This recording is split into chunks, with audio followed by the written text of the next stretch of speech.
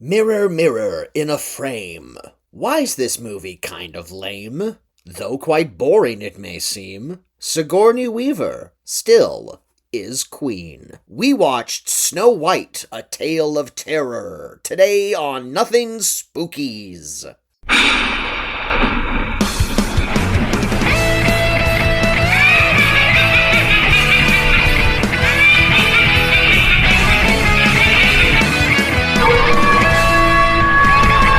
Decided that Kaz is an alien, and no, a robot. I'm a robot alien. I'm a robot alien from space. That's right. Yeah. And what are you? I forget, but it's not a bit we're we're committing you're a ghost. to. Oh, you're I'm a ghost. Yeah. You're a ghost. That's right. Yes. But that hasn't happened yet. That's happening next episode. So we need That's to remember true. We that. are recording Yes. something out of order here. But yeah, before that we watched, because I'm trying to do more movie nights in my Discord, so streaming it. And so, what was the other movie we saw?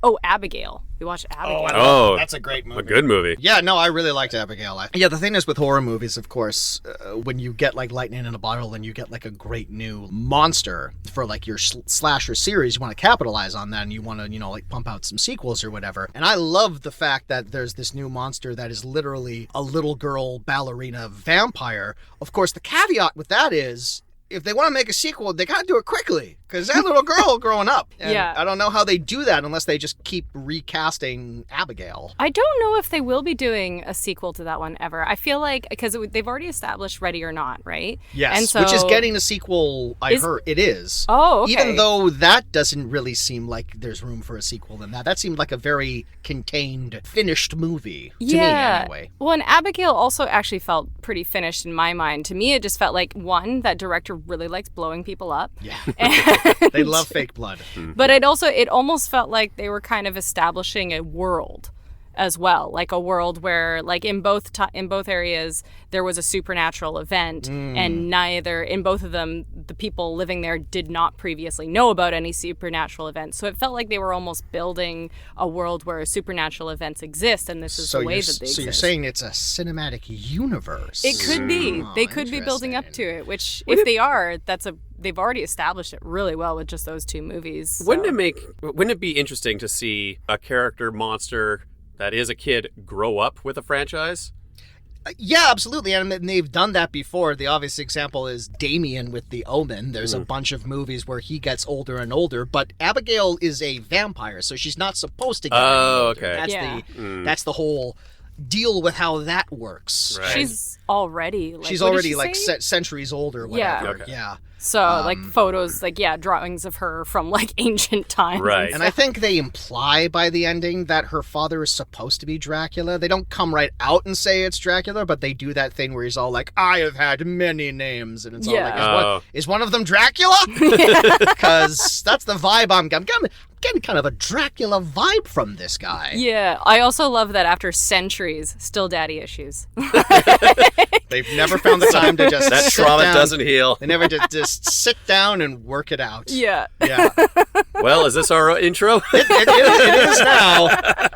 It's a good one. I like it. Yeah. It was on topic because it's spooky season. Yeah. But welcome back, however you wish to self-identify, to Nothing Spookies, where we ask the question, the fright is this. It's the podcast where we go through an actor's filmography and choose the most anonymous and culturally untalked about movies that they've made and decide whether or not they have a certain something or if they're just a whole lot of nothing. I'm Kaz Lesgard. Hi, Kaz Lesgard. I'm Jameson Rafter. Hi, Jameson Rafter.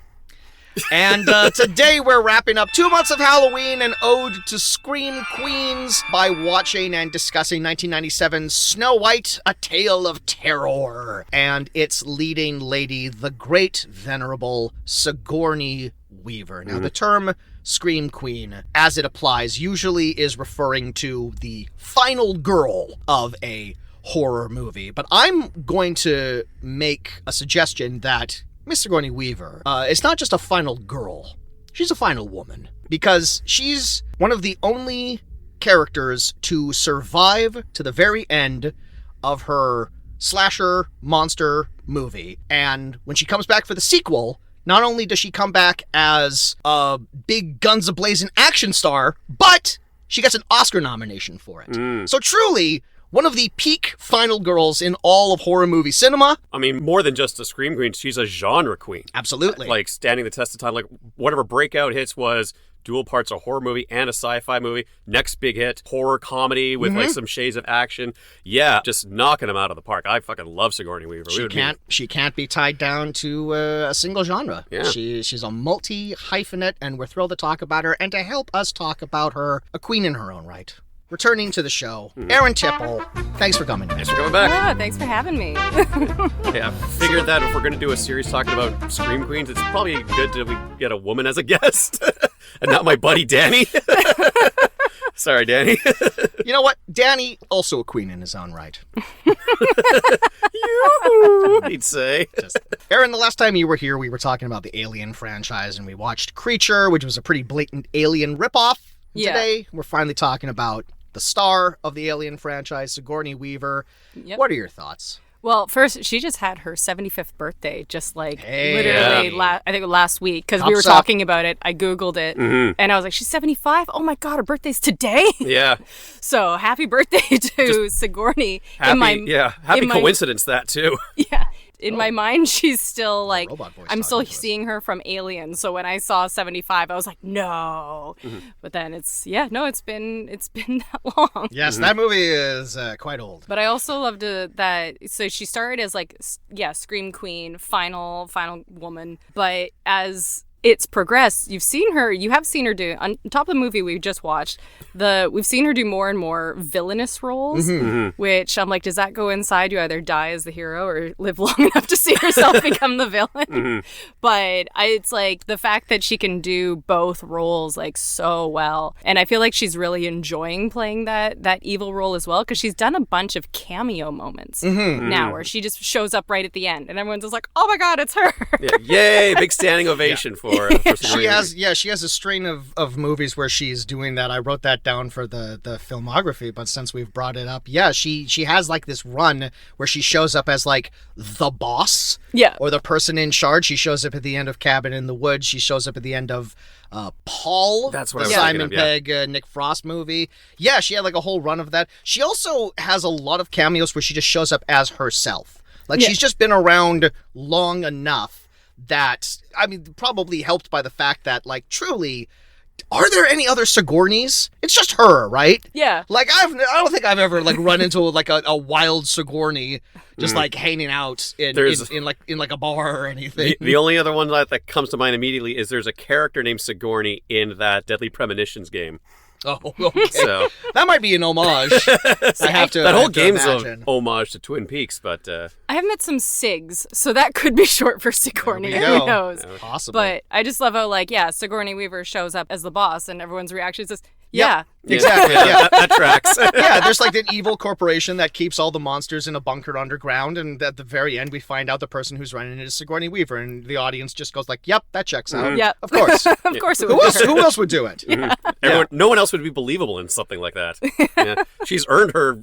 She broke through the glass ceiling. Well, even just her voice, because even before they showed her, every time if they even just heard her voice, I'm like, that's Sigourney. Yeah. A very distinct I know it. voice, yeah.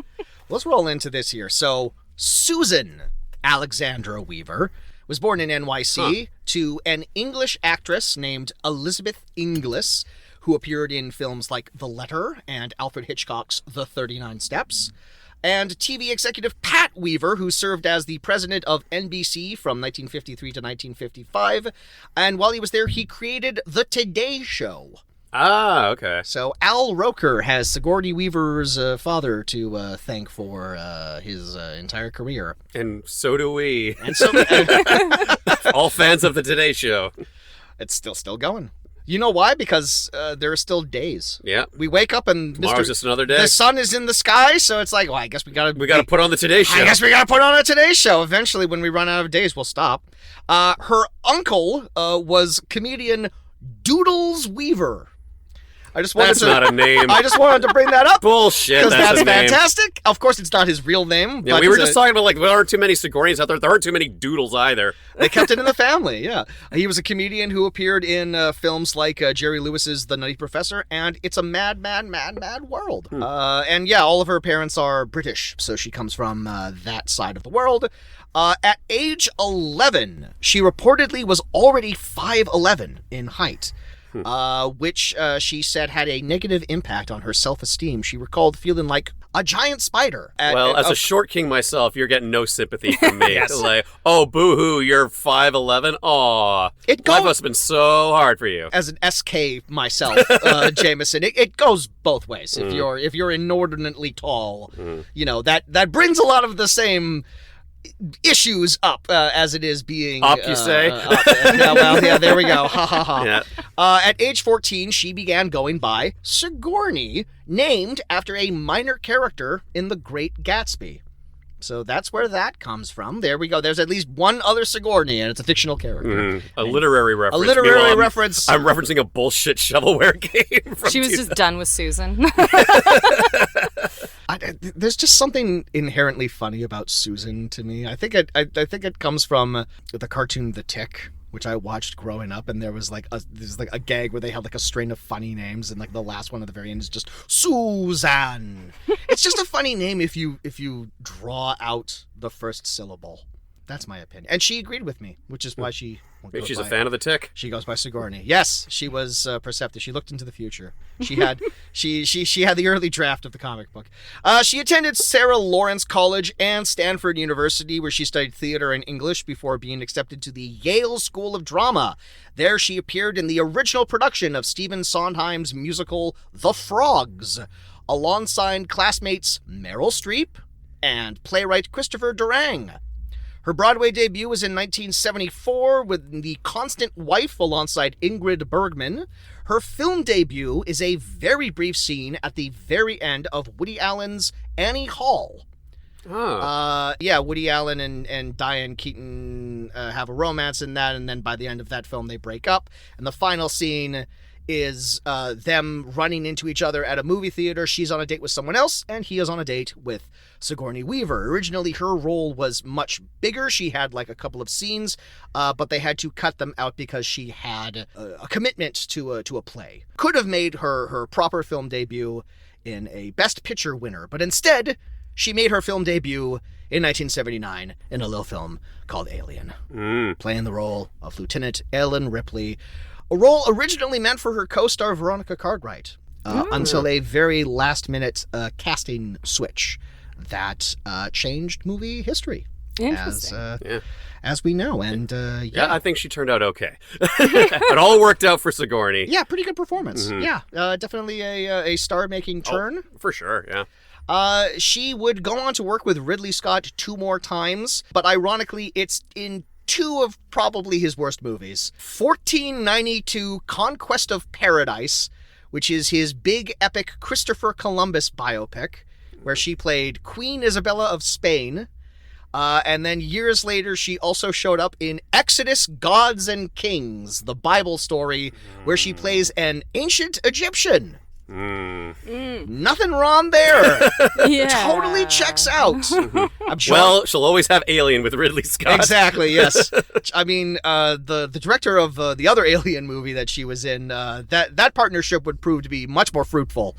But I'll get to that in a quick second here. So the first movie that she makes after Alien is the 1981 film Eyewitness, which is about a news reporter and a janitor who team up to solve a murder. 1982, she's in the Australian period drama The Year of Living Dangerously, where she's romanced by Mel Gibson, back when that was an acceptable thing to be done. 1983, she's in her first comedy, Deal of the Century, in which her, Chevy Chase, and Gregory Hines play a trio of wacky arms dealers.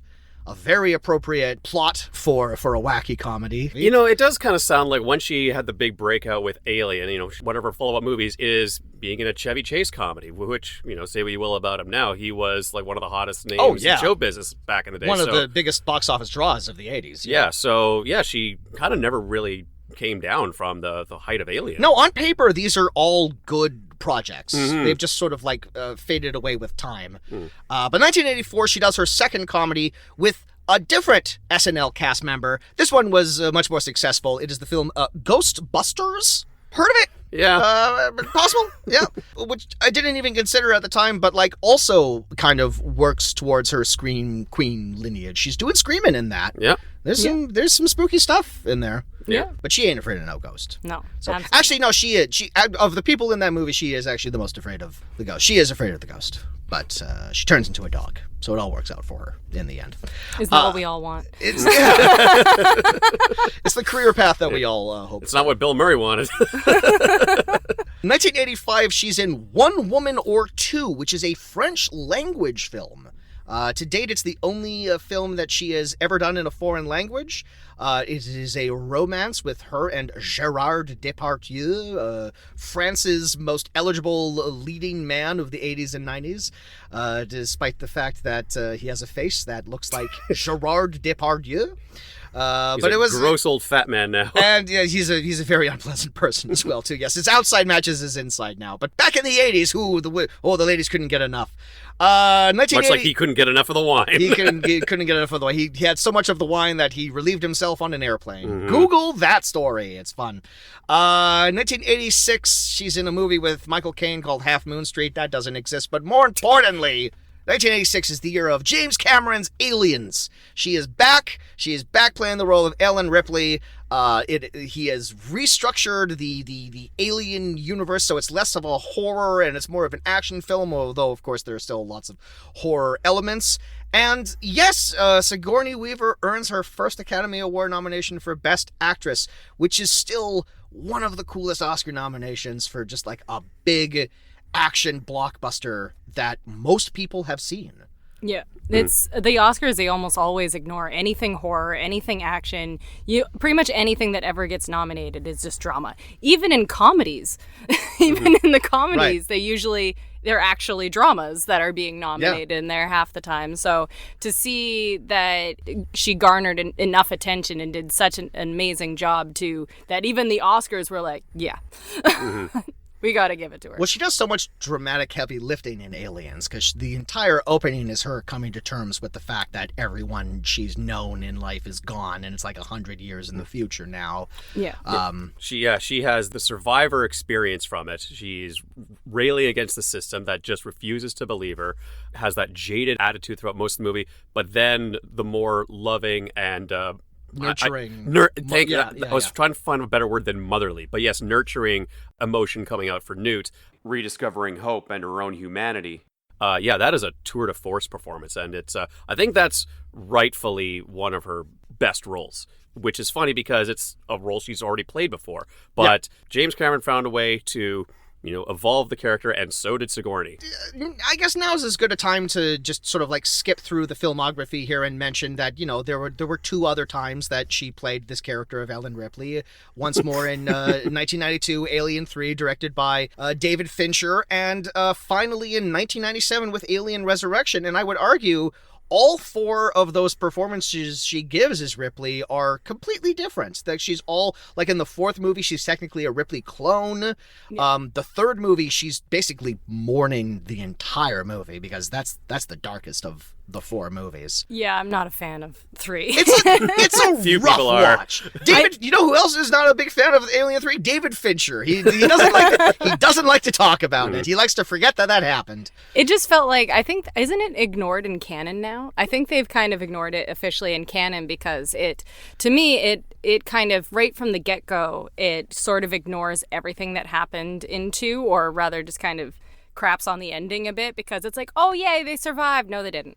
And so I think that's one of the main things that right off the bat that didn't make sense in 3, unfortunately. Like, her performance in it is still great. Through the entire movie, somehow she's carrying an alien in her. Spoiler alert. Yeah. Just carrying an alien through the entire thing. We never see that set up, which is counter to everything else we've ever seen in the Alien franchise. Mm-hmm. She's carrying an alien. She's also carrying the movie for the most part. They haven't erased Alien 3 from canon. The plan was they were going to, because there was a period where Neil Blomkamp was going to make an Alien sequel, and it was going to ignore Alien 3, and Michael Biehn was going to be back as Hicks, but then that fell through.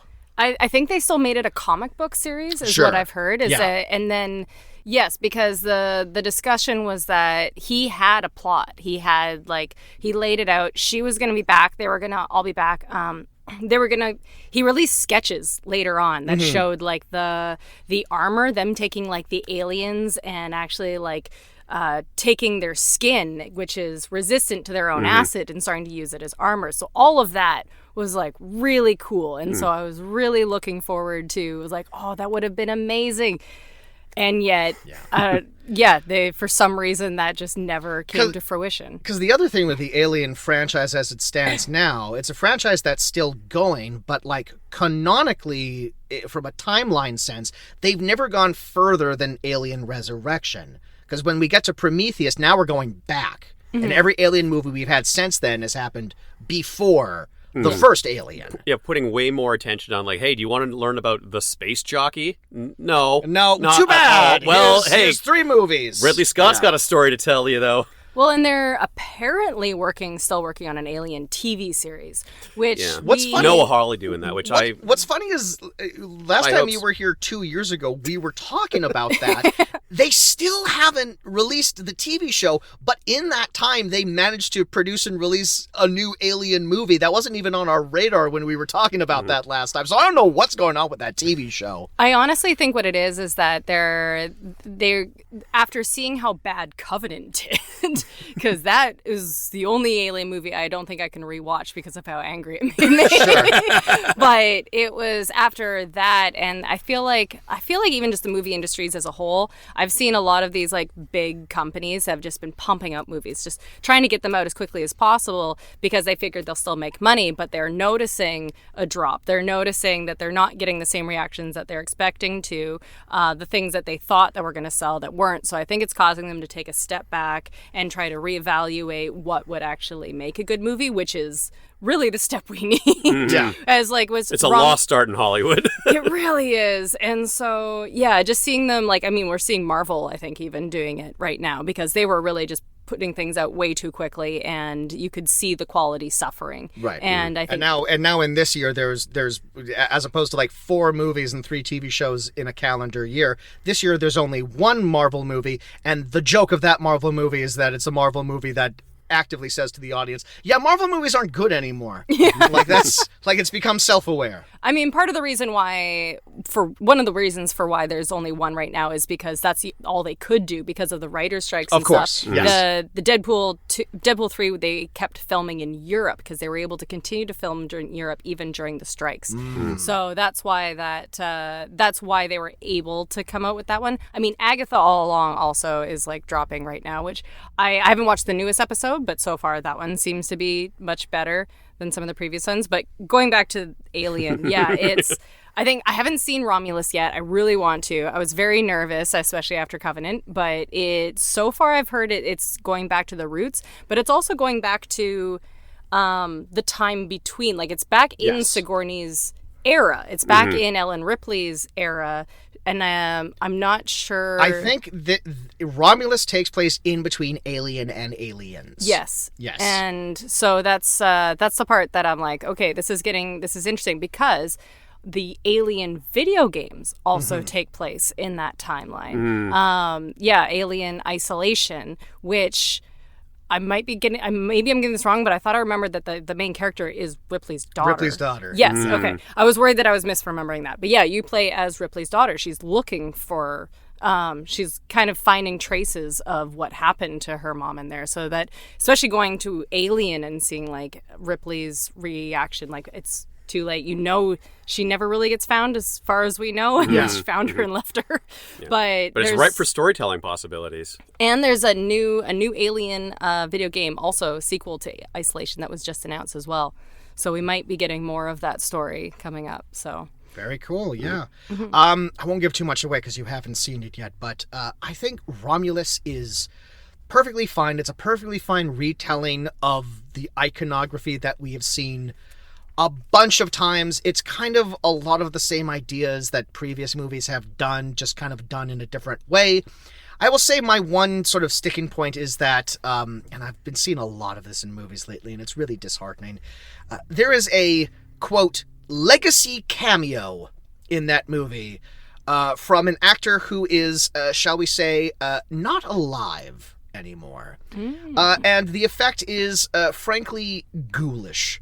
I was sitting there and I'm just going like, this is just in very poor taste. And I kept waiting for the plot to come up for a reason why they were doing it. And it never really did. Never really justified them doing that. So So heads up. CGI Peter Cushing in Rogue One has a lot to answer for, because we keep doing this, and it's just like, stop doing this. Let dead people be dead, please. It's really weird. But anyway, there we go. We knew we were gonna have an alien tangent, and that was it. And whenever we do that, we're just like, well, let's get Erin on the horn, and next we're gonna have to cover a movie about like the artwork of Giger. Like, you want to come back for that? I mean, I'm sure there's some like lesser known Gigers out there. Yes.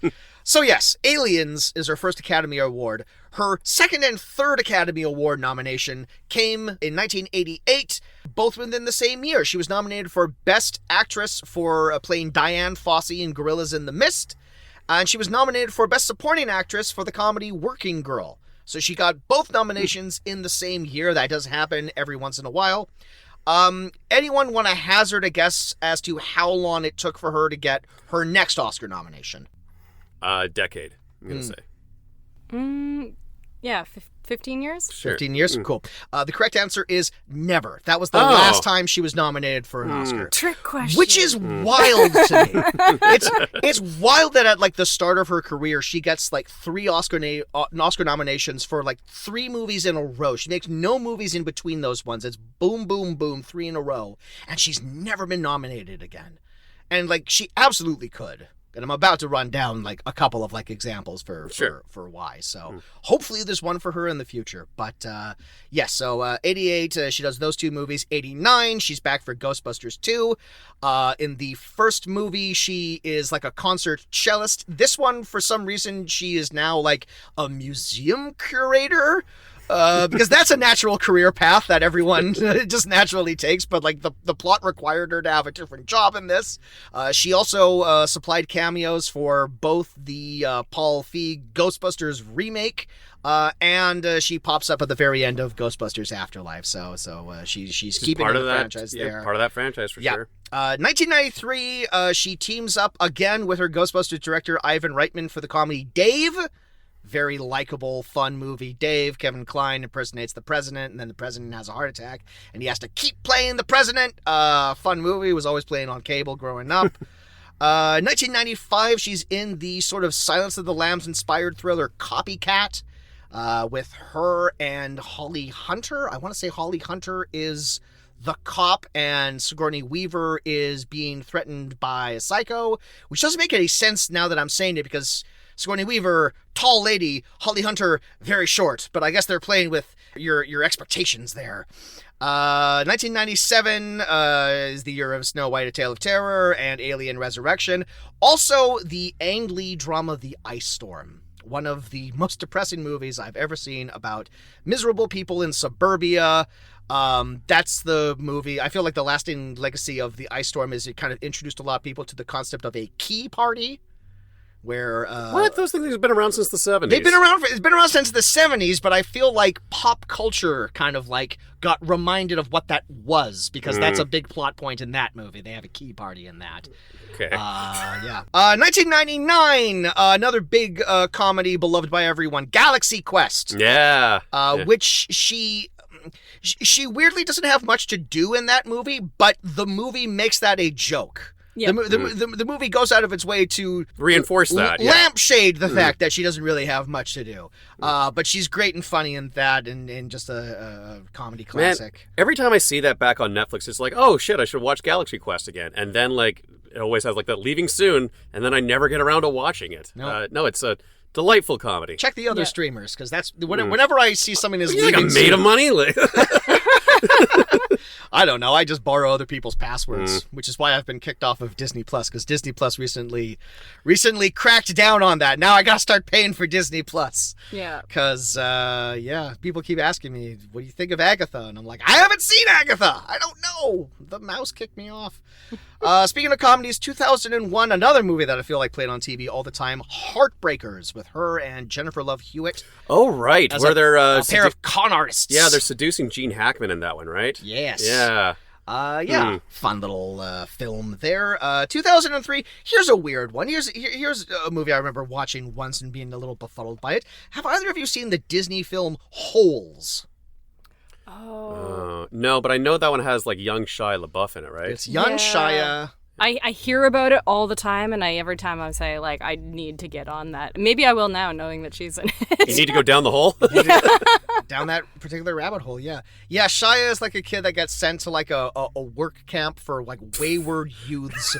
And all the kids are forced to dig holes, and we eventually find out it's because the people who are running the camp are trying to find a buried treasure, and the bad guys are John Voight and Sigourney Weaver as like the head of the camp or whatever, and she's all nice on the outside but mean on the inside.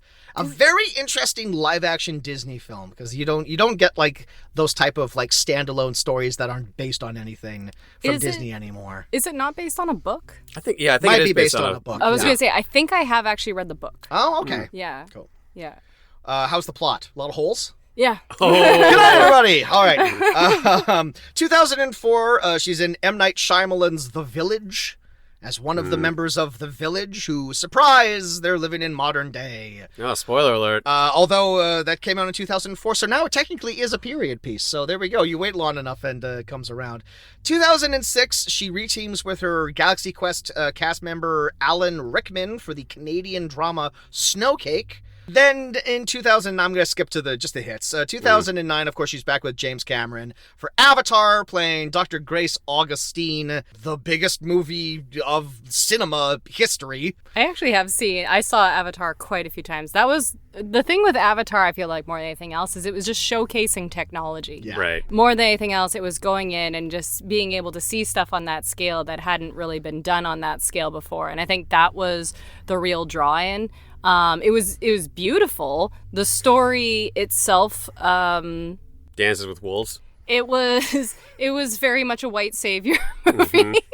But she, again, amazing job. And then weirdly coming back as a child. Yeah. That's That's what I want to get to, because that's her most recent role. But like, I want to talk about that. So I'm just gonna breeze through this stuff. 2010, as I mentioned a couple of episodes ago, she teams with her longtime friend Jamie Lee Curtis for the first and only time in the comedy You Again. 2011, she's really lovely in a very underrated movie called Cedar Rapids, where Ed Helms is like a salesman and he goes on like a retreat and he has like a sweet little romance with Sigourney Weaver. That's a nice movie. Is it? I saw all the promos for it and it just looked awful. It looks really cheesy, but like it's very misleading marketing. Okay. I will say for that. 2015, speaking of Neil Blomkamp, she's in Chappie. Oh, remember Chappie? Chappie Loves Mommy? Good villainous turn for Hugh Jackman, I remember. Yep, exactly. 2016, a movie that's not great, but a movie that she's really good in, A Monster Calls, where a little boy transfers his grief into his mom dying of cancer into like a literal tree monster played by Liam Neeson. She plays a sassy grandma, and I remember she's really good in it. I remember leaving, it's like, that movie's not great, but Sigourney Weaver is fantastic, which is usually the case whenever she's in anything. We'll get to that when we talk about Snow White. And then 2022, yes, Avatar: The Way of Water. Yeah, where she did, because her character dies in Avatar, but yes, she is back in this movie, playing the adopted daughter of Jake and Neytiri, who also is maybe Grace Augustine, who is also maybe the tree spirit. Seems to be a lot of different things going on there. And like, as you say, 70? She just turned 70? 75. 75! So she was like 72, 73 when she was making this. And it's just like, it's a real like theater school kind of gift. Yeah. For being an actor in your 70s, being in a big Hollywood blockbuster by James Cameron, and you get to play a teenager. Yeah. Like, no one gets those kind of opportunities anymore. And I think she's really phenomenal in that role. Yeah. Way of Water, just for my opinion anyway, I liked a lot more than the first Avatar. I think it's just a vast improvement all around. And like, yeah, and she has to and she's doing the mocap, and she's like underwater for like 70% of the movie or something crazy like that. It's wild that she pulled it off. Yeah. I would say like the only caveat is that she's still speaking with the voice of, 75-year-old Sigourney Weaver. So every once in a while, it's kind of all like, all right, well, this maybe doesn't really sound like a teenager, but also it's like an alien teenager from another world. So who are we to say? Well, I think it's one of those things where like female voices don't change as much from teen to adults as boys would.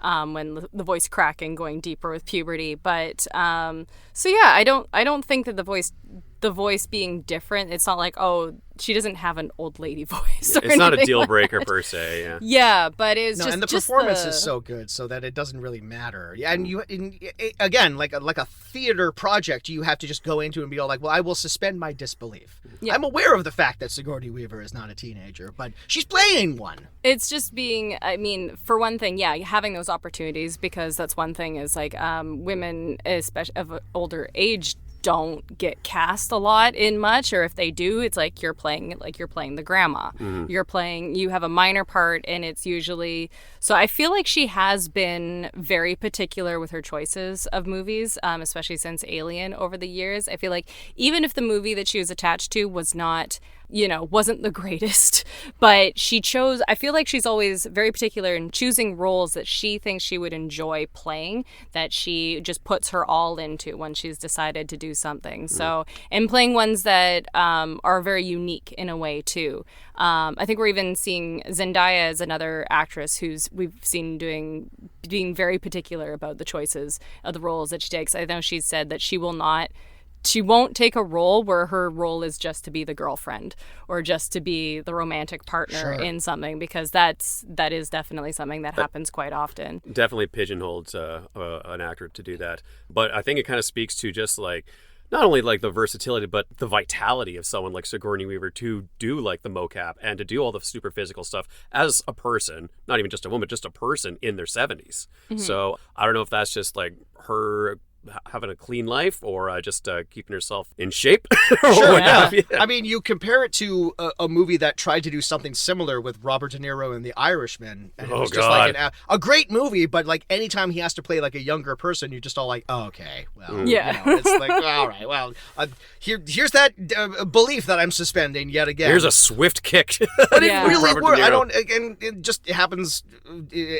Not helped by the fact that James Cameron is just one of the most amazing filmmakers we have. That like every time he gears up for one of like these insane follies, like it's always paid off for him. It always ends up working. So like we really have to start giving that guy the benefit of the doubt now, because he's earned the right to be an asshole. Absolutely has. Yeah, a crazy asshole. I think he's calmed down. I think he was much more of an asshole in his younger days. I think he's probably calmed down a bit now too, because he spends so much time underwater. I will say, as much as I enjoyed the Water movie, it was very predictable for me anyways. Oh, yeah. I can already tell where the next two movies are going to go. Yeah. It's kind of like it ended and I was like, oh, I see what's happening. Yes. So it's entertaining, like visually stunning, entertaining, great performances. But yeah, storytelling wise, it's not the most creative storytelling, I would say. Is no, the only thing that I would... Yeah. The only... Yeah. That's the only area he's not like pushing the envelope. Yeah, but it's still entertaining. I'll still go watch it, and so that in itself is its own thing for sure. Like, yeah. Yeah. Okay. And speaking of which, for coming up for the future with Sigourney Weaver, she's back. She will presumably be in all 5 of the Avatar movies. The next one coming out in 2025, Fire and Ash. The last one, very wet. This one, heating up. Well, I can't wait to watch all of these movies on an airplane. Yeah.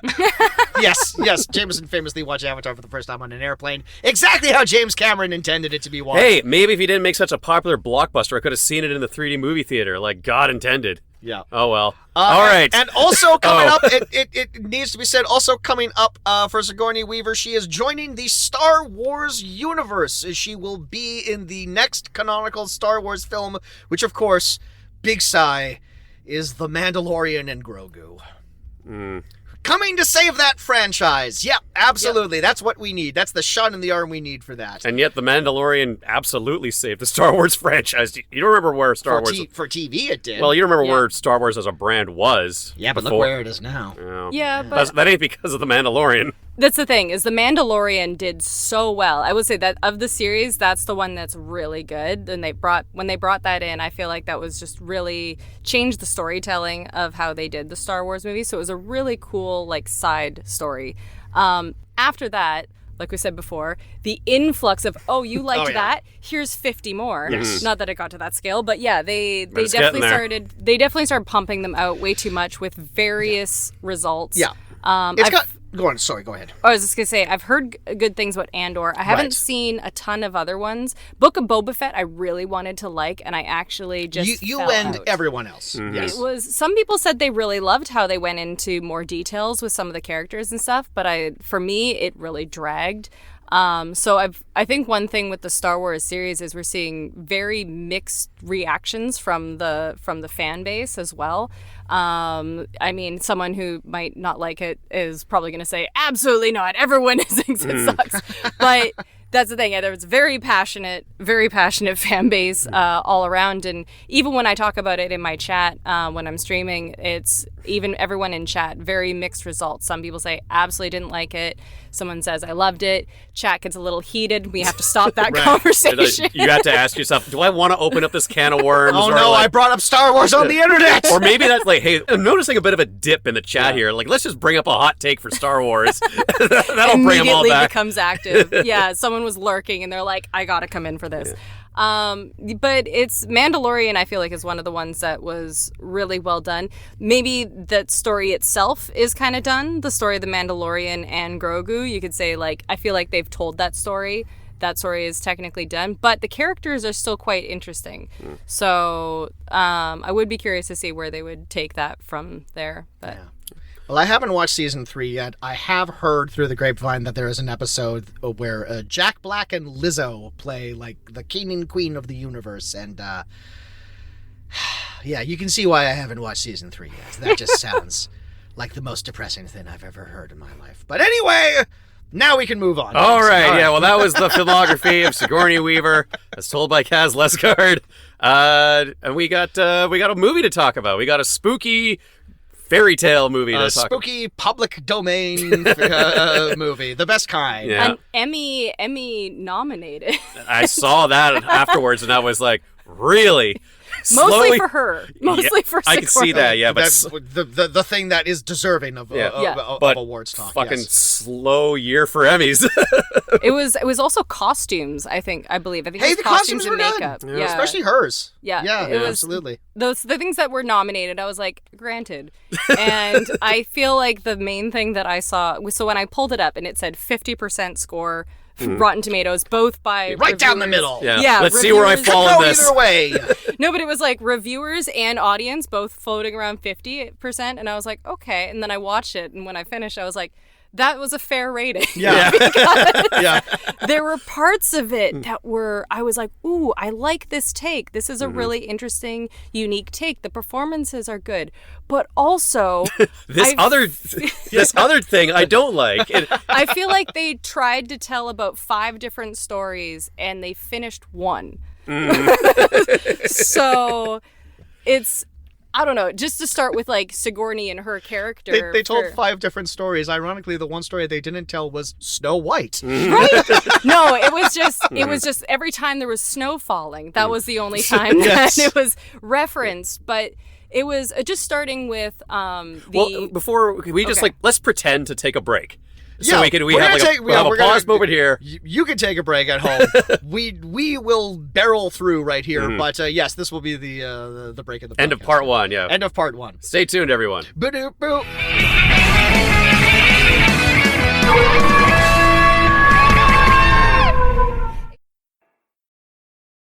Hey everybody, Kaz Lesgard here, and I'm so excited to let you all know that I have a new podcast that you can listen to. Past Nothing Movies guest and friend Tarek Leslie and myself have been working on a project for about a year now, and we're finally ready to bring it to you just in time for spooky season. It's called Satan is Real. That's real with 2 E's. And it's a journey through the cinematic appearances of the big guy himself. Mephistopheles, Old Scratch, Baphomet, the father of lies. I'm speaking about the devil, people! We'll be covering any film that is Satan adjacent, and to kick things off, we're covering all 6 entries in the Exorcist franchise. Satan is Real is available wherever you find podcasts. Hail Pazuzu!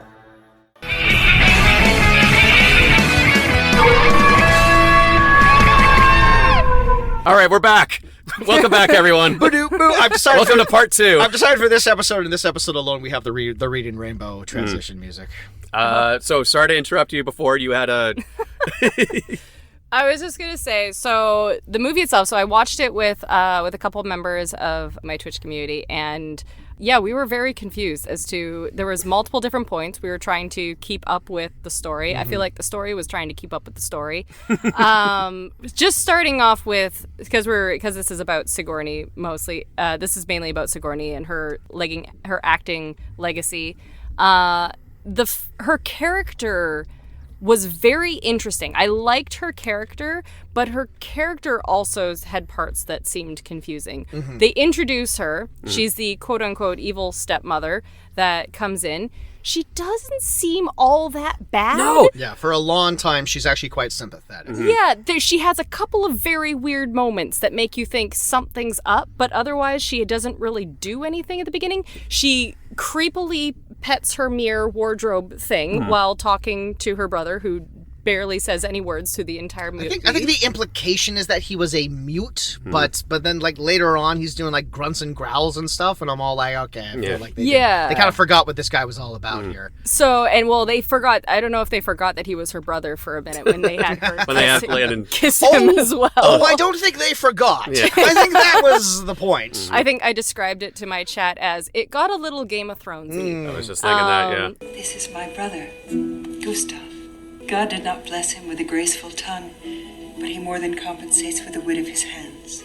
Other than that weird moment with her mirror, which the mirror itself seemed to actually be the evil entity in it rather than her, and it was apparently from her mother who would practice witchcraft. But they never explicitly say like whether or not she was a witch, but for the plot to make any kind of sense, she would have had to have been a witch. Well, and how her character gets pregnant is she says she was using runes and stuff like that, so she does have a certain amount of history. She seemingly has like some sort of history with knowing how to do these things.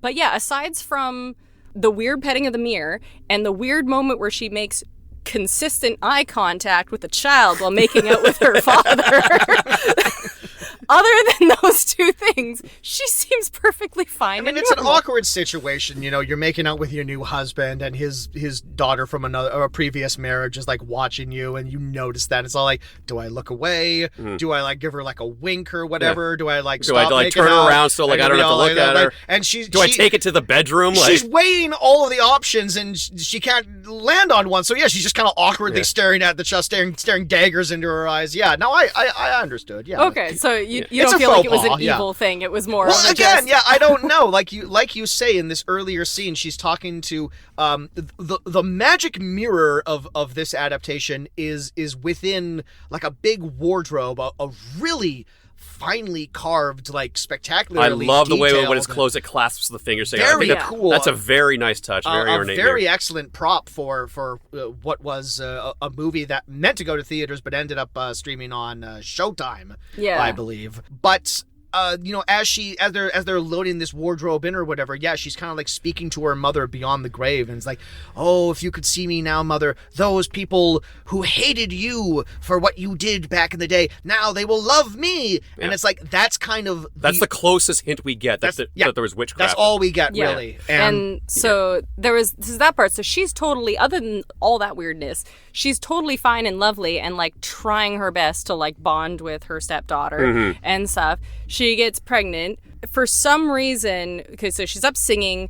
the dad. She does a lot of singing. She has her own little like private concert series, her own feel-good rallies. I wanted to know if it was actually Sigourney doing her own singing. I couldn't find it. Is not. I did it not. Is not? I looked it up. I did look it up, and they said that if you look at the soundtrack, there's another woman who's credited with the. So with the I wouldn't songs, put it so. past her. It's a real Ashley Simpson thing. I would like to hear her sing for sure. But it's funny how that's still the standard. Ashley Simpson. Well, what do you want to say, Milli Vanilli? Yeah, that's aged about as well as Ashley Simpson. Yeah, but it's just the daughter comes in with a new dress and suddenly takes the attention her mother's away. Dress, and that stresses her out enough that she has like a miscarriage. Yeah. She has a stillborn, which the grief through that was just, again, very well executed, like very well performed. She did an absolute amazing job. That's part of the way where her acting in that is just and then so you can kind of feel for her. Yeah, you do. You feel a lot of sympathy for her. And you feel a lot of animosity towards Snow White through all this because she is the one who's being difficult to Sigourney Weaver, and she gets no real bad impression from her. Sigourney Weaver's giving her nothing to draw all this ire from. If she gives her a puppy, who's gonna hate someone that gives you a puppy? It's literally the first thing she does. She gives her a puppy, and I kept waiting for there to be like an ironic twist with the puppy or something, but no, it's just a dog that she gets. They get evil music, and you're like, but it's a puppy. Yeah, it's an adorable little puppy dog. But he's got shifty eyes, so you gotta watch out for that puppy. Yeah. I mean, like, I don't want to spend too much time like sort of belaboring this point because we just spent so long talking about how great Sigourney Weaver is, but you can't really overstate just how much she carries this movie. Oh, yeah. It's, when we do like an adaptation of something as well known as Snow White, you're always looking for what are the hallmarks and how are they going to depict them. And I really thought it was creative how they depicted the magic mirror, where there isn't like a ghostly figure in this. It more or less seems like a Willem Dafoe as Norman Osborn thing, where she has a psychotic break and she's talking to an alternate version of herself that's egging on these like darker impulses of her. Right. Yeah. It's also sort of like a reverse Dorian Gray, because like whenever she's looking in the mirror, that's the idealized version of herself that she sees. And then as the movie goes on and she gets more and more, she loses herself more and more to madness, and then eventually she does the classic transformation into the hag who gives the apple to Snow White and whatever. The mirror image, the literal mirror image, stays beautiful, and it's literally just Sigourney Weaver wearing makeup. How would you two describe the effect on her hair? In the mirror? Yeah, because I was trying to figure this out. Was it looked like it was like painted over or something like that. Yeah. Yeah, it was kind of like a weird shimmer effect. It's kind of animated. Yeah, she was degree. like she was half underwater or something. Yeah. It was like an old Instagram filter. It was the first Instagram filter. Yeah. That was where the technology came from. We're just lucky a rainbow wasn't vomiting out of her. But it's the mirror itself, even the plot of the mirror was also very mixed because, it came from her mother. The fact that it killed the maid? Nanu! Not Nanu! Not Nanu. Poor sweet Nanu. This was so weird, too, because this never came back. No, they don't. It's not like it consistently kills people. It killed that one Nana when she looked at it. So... But we don't see what Nanu saw. No. And we don't know. No Nanu. No Nanu, that's a set. No Nanu. So it kills the maid. But then it definitely nudges their character, the evil stepmother. I actually forgot the actual Claudia.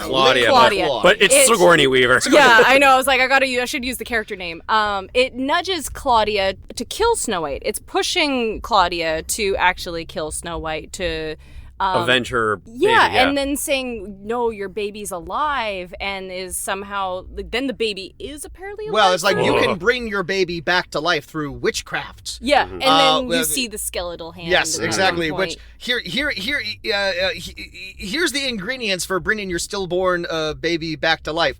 Ingredient number 1, a big old handful of Sam Neill's semen. It was, they said semen and blood, and I was like, how are you getting both of those? At once? There's a couple of different ways you can get blood. There's really only one way you can get I just semen, wasn't sure if they needed to be combined beforehand. I was really wondering when she came into the room what direction that was going to go Here's in. the thing that I was not expecting this movie to have when I sat down to watch it. An awkward HJ. Like, that really is just all like, wow, we're going there, huh? We're seeing all of this, too. Wow, all right, cool. I mean, there is such a thing as, like, when Disney takes a property, they'll Disneyfy it to make it a little bit more family-friendly. Yeah.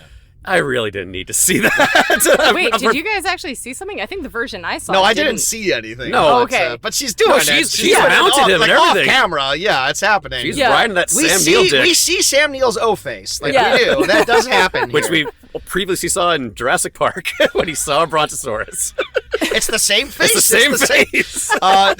There's a little known piece of trivia when he sees that. I only got one look for astonishment and euphoria. When he sees that Brontosaurus, like, he was talking to Spielberg, and he's all like, Steven, what if I came a little bit? What if I came a little bit when I saw the Brontosaurus? What do you think? Yeah. What do you think? It's good, huh?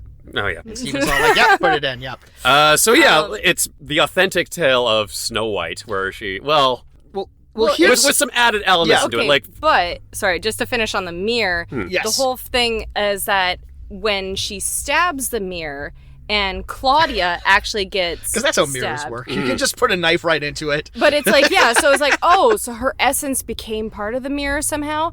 But then after the mirror shatters into Claudia's face, it heals.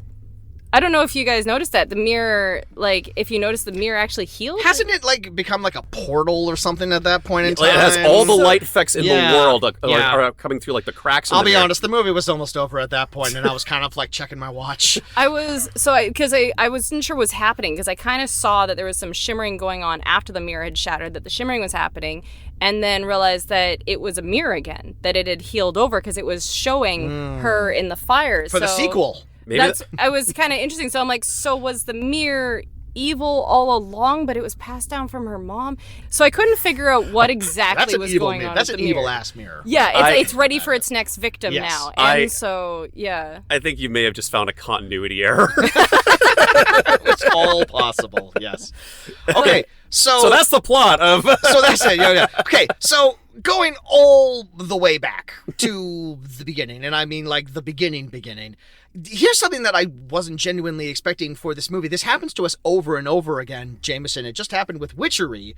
I was not expecting this movie to have a different title in the opening credits, because it is called Snow White, A Tale of Terror, but in the opening credits, it's called The Grimm Brothers Snow White.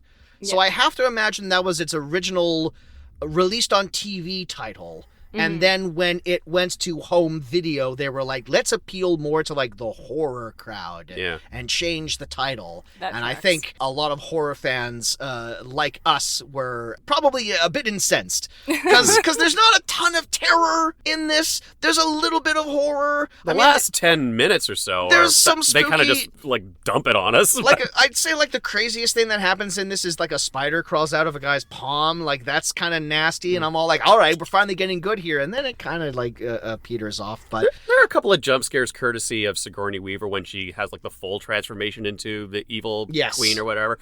Mostly done through edits. Like she in one shot she's directly behind Snow White when she wasn't there before, and then she smashes her head into a wall or something like that. Yeah. No, so, the fight, that was one thing that was just like, oh, they're actually going all out. Like, even gets her face cut, and I was like, oh, she matches her boyfriend now. That's like the intentional thing. That is Claudia being all like, well, you're not so beautiful now anyway, are you? Yeah, now you're like battle ready. I feel like Snow White. A lot of the time we see them like hint at that, and then they won't actually do it. So that's why it was kind of nice to actually see them follow through and have like an actual fight that was real and not just like a slapping. Yeah. Well, she's an action hero, absolutely. Yeah. She got to throw some punches, yeah. But, okay, the Brothers Grimm. The thing that's so frustrating about this movie is that, like, the skeleton of this movie makes a ton of sense. It absolutely makes sense to take the original story from the Brothers Grimm and transplant it into a horror type scenario, because of course those stories are really graphic and unpleasant on purpose because they're meant to be like cautionary tales for like children of the day. Don't go running into the woods. Don't take things from strangers. Those kind of stories. Yeah, or you'll die in like horrible ways. I don't remember off the top of my head like the gory details of Snow White. I more so remember the gory details of Cinderella. Yeah. The ending of the Grimm Brothers Cinderella is basically the ending of a Saw movie. Yeah. Like that's not like it's like one for one. Like the evil stepsisters like cut their toes off. I remember pointedly the evil stepmother is forced to wear blazing hot iron shoes and dance until she died. Yeah. Which is literally and figuratively metal. How enchanting.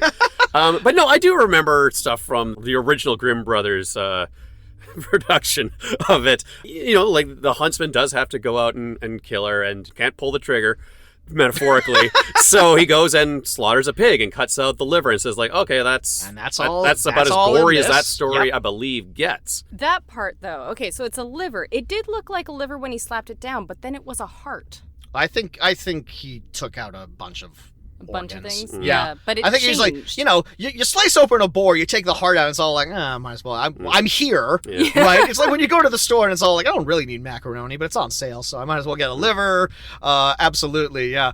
But yeah, like this makes total sense to have like a grim fairy tale told as a horror movie, and horror movies are known for like chasing trends.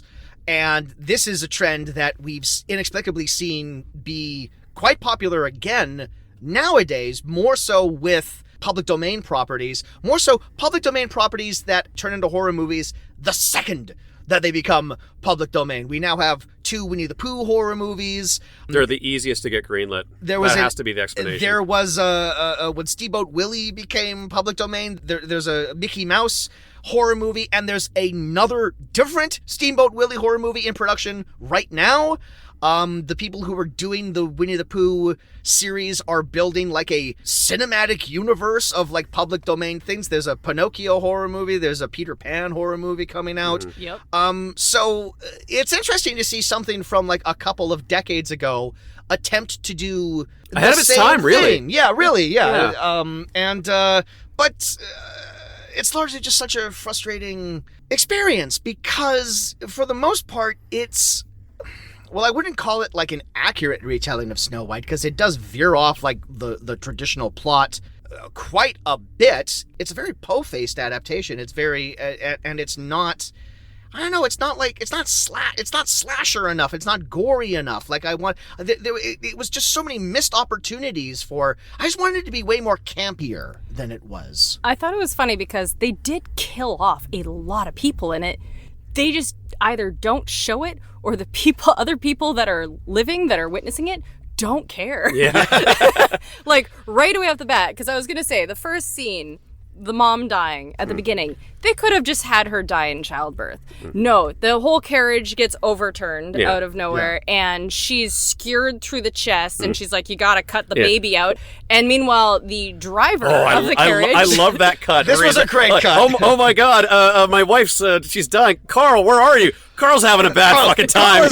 Cut to Carl being devoured by wolves. It's mauled by like 5 wolves. He's just like, I'm in the middle of something, sir. And so, no reaction from the king, just, okay, I'll move her further away. Like, he just moves her a little further from the wolves and proceeds with that. Doesn't, like, okay, he's not going to leave his wife, but no reaction to that happening. She also like directly tells him, it's like, you need to save the baby. The baby's coming now. You need to cut the baby out of me. But you bring up a good point. I hadn't even thought about that. Yeah, he literally performs a cesarean on her, takes the baby out. Pretty sure the wolves would be interested in that. They're still like just a few yards away from you, King Sam. I know they're working on Carl, but there's definitely a couple of them that would go to check that out. Yeah. I was saying they got Carl, they got the horse, but yeah, there's also fresh blood just happening. Not another too far injured away. person. Yeah. So there was that character. There was the fact that the entire castle gets killed, that they don't even show it. So like they show one person. Yeah, because Sigourney Weaver has like enchanted the entire castle, and she's in a scene we didn't see. This movie expects us to do a lot of heavy lifting. And she's sort of like zombified all the servants. See, we only see one. She described it as like they're bleeding from everywhere and stuff, and like it seemed like they died. It also looked like they had like wax yeah, over their faces. They also had wax, and so and then when the fact that Liliana checks on her maid, the maid attacks her, and she stabs her in the eye with a candle, like burns her eye with a candle. Her longtime friend, like and then just leaves her, doesn't show any remorse for that. Just, well, this is done, and moves on. The dog gets enchanted. And then they don't go back to it ever. And like they also just kind of like the way that wraps up is I think like Snow White just kind of like kicks the dog, and the dog's like and like that's a wrap on the dog. We never like find out if the spell was broken. She or brandishes anything. a flaming torch at that dog, and I'm like, don't burn a dog. That's your childhood friend. So whenever I watch horror movies and they introduce an animal, I did do this at the beginning. They introduce the puppy. I literally go to this website I go to frequently, Does the dog die? Yes, does the dog die.com. So I did check ahead of time that the dog was going to be fine, and it just says, does the dog die? No. And I'm like, I'm satisfied. What happens to the dog, however? Unsure. It's enchanted seeming, because the eyes were glowy, so you got to assume that she did something to the dog that should have been broken after she died. But it was, the dog chases them. They close the door, so the dog's seemingly fine. They shoot it away. Then the castle burns down, so maybe the dog's not okay. Isn't it like a stone one? They can't completely burn The fire down. can only go so far. That is true, yeah. The original love interest. Oh, the doctor, the handsome Dr. Gutenberg, Peter Gutenberg, who really gets a raw deal, because like the way he's set up is all like, oh, is this guy going to be kind of like a Ponzi, sort of like full of himself type of character or whatever? No, he's kind of a decent guy all the way through. He's very soft-spoken. Like when he goes to, I got something to say about when that. he goes to look for Snow White, and we haven't. Well, we'll get to. We haven't even talked about quote. The dwarf surrogates, but we'll get to. I want to bring up something about the doctor. We need to spend like a good while just talking about those 7 characters, but he sort of like infers that maybe like another love interest situation going on. He kind of balks at it at first, but eventually it seems like he kind of comes around to the idea of all like, maybe there's a thing going on between these two. You know what? Maybe I won't push it or whatever. And then he goes on like the raid at the end of the thing, and he gets thrown out a window. Yeah. And it's like, he was like a good guy all the way through that, kind of. And a doctor! He's a doctor, honey! All right. And played by David Conrad, who he was the lead in Ghost Whisperer. He's done a fair amount of work, actually. Okay. But yeah, he was the lead in Ghost Whisperer, so I recognized him right away. Blonde is not his color. No. It was the whole time I was watching, I was just like, what wig did they put you in? I couldn't get over the fact that he kept coming and going between the castle and Paris. It's right over there. Yeah, so like he's like gone for like different chunks of the movie, always coming back. There's the one scene where he goes to the castle. Do they say where the movie takes place? I'm gonna assume Germany, because I think that's where like that's the original, where Brothers Grimm things are. Yeah. But when he goes back to the castle and he finds that like it's practically empty except for enchanted Sigourney Weaver. He's gonna wander around going like, She seduces him, and he's making out with Queen Sigourney Weaver. With Claudia, thank you. And I'm just like, okay, every time he's going to Paris, he's stepping out on Snow White, his betrothed. He did, in his defense, he was kind of resistant at first. And then she just like really came on him, and he's like, okay. Cool. I mean, to be fair, yeah, she might have been using her magic bewitching powers on him. And also, to be fair, she was a late 90s Sigourney Weaver. So it's hard to turn down on both accounts. It was I'm so alone. And I'm like, that's the way it goes, doesn't it? But it was just the fact that he went up just to be like, I wonder what's happening up here. He gets shoved out a window. No one questions where he went. Snow White no one finds his body. Yeah, Snow White. She moved on. Years. She already had someone in the wings. Days later, she's all like, Oh yeah. What was his Peter. name again? What was his name? I was like engaged to him, right? Yeah. Huh.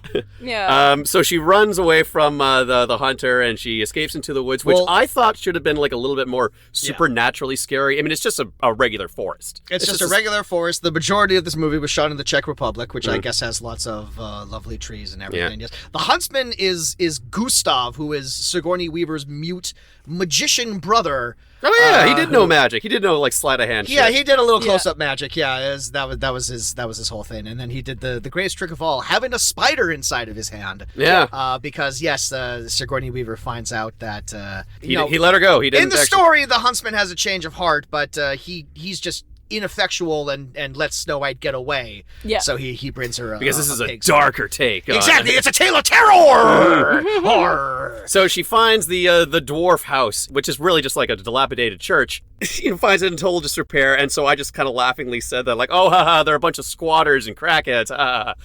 Well, That's basically it. Yeah. So there's one dwarf. Yeah, I was saying that, like, when you do like an adaptation like this, it's kind of interesting to see how you put your own stamp on things. Was really eager to see what they were going to do with the dwarves, and in my mind I was thinking, okay, they're going to be, a little bit more rough and tumble. They're probably going to be like the dwarves from Lord of the Rings. They're going to be like singing drinking songs and everything, but all in all, like, they're still going to be helpful and likable. No, these are some sketchy motherfuckers. And some of them are disfigured. And yeah, Jesus Christ, these guys may be uncomfortable. When you introduce the dwarves in the Snow White story, this is where, like, the story should take a turn where Snow White realizes that there are allies in the world, that she doesn't have to be living in total fear. She's found a group of friends who are going to support her. No, well, one of them threatens to rape her. That's one of the... We'll call that one rapey. Yeah. That's the thing, as well, yeah. So, okay, this was my weird sticking point. So the entire time I was watching the movie, I made several notes about this point. I was under the weird assumption the entire time I was watching the movie that there was only 6 of them. And I, like, stopped the movie at certain points, I counted the number of dudes on screen, and I kept coming up with 6. But then today, when I was going through the cast list and I was trying to put, like, names to faces and actors to roles and everything, I'm like, oh, wait, I guess there were 7, weren't there? But this movie does a terrible job of establishing that. One of the easiest things you think it could do, given the fact that we're meant to be doing a Snow White adaptation here. But I don't think there's a single shot in this movie that establishes there are 7 of these guys. Yeah. It's really hard to track. Well, they start killing them off. They start killing them off. So you don't get a chance to fall in love with these characters. And also, most of them don't really have any discernible personalities. I mean, like, there's a reason why the archetypical dwarves are named after their primary personality, so you don't need to give them a big run-up to know what their whole deal is. Mm-hmm. Okay, but there was Hotsy. the leader of the bunch. Hotsy. The second they had the shot where they was captured and he's like over her face, and I'm like, that jawline, that's gonna be the one. Like, He's the bad boy. I could already feel that something wasn't quite there with her and the doctor. You know, it was kind of a little too vanilla. Yeah. And then he's it's a little just too like, straight-laced for her taste. She likes the bad dwarves. that's always how it goes. You know, it's essentially like a Hallmark. You know, she comes from like the big town. She comes from the big city, aka castle. There's always the guy that's too good for her, and there's always like the guy's like, I don't know if I'm gonna get with him, and then by the end, perpetual she 5 comes o'clock down. shadow. She also has a scar, but it's a sexy scar. Yeah.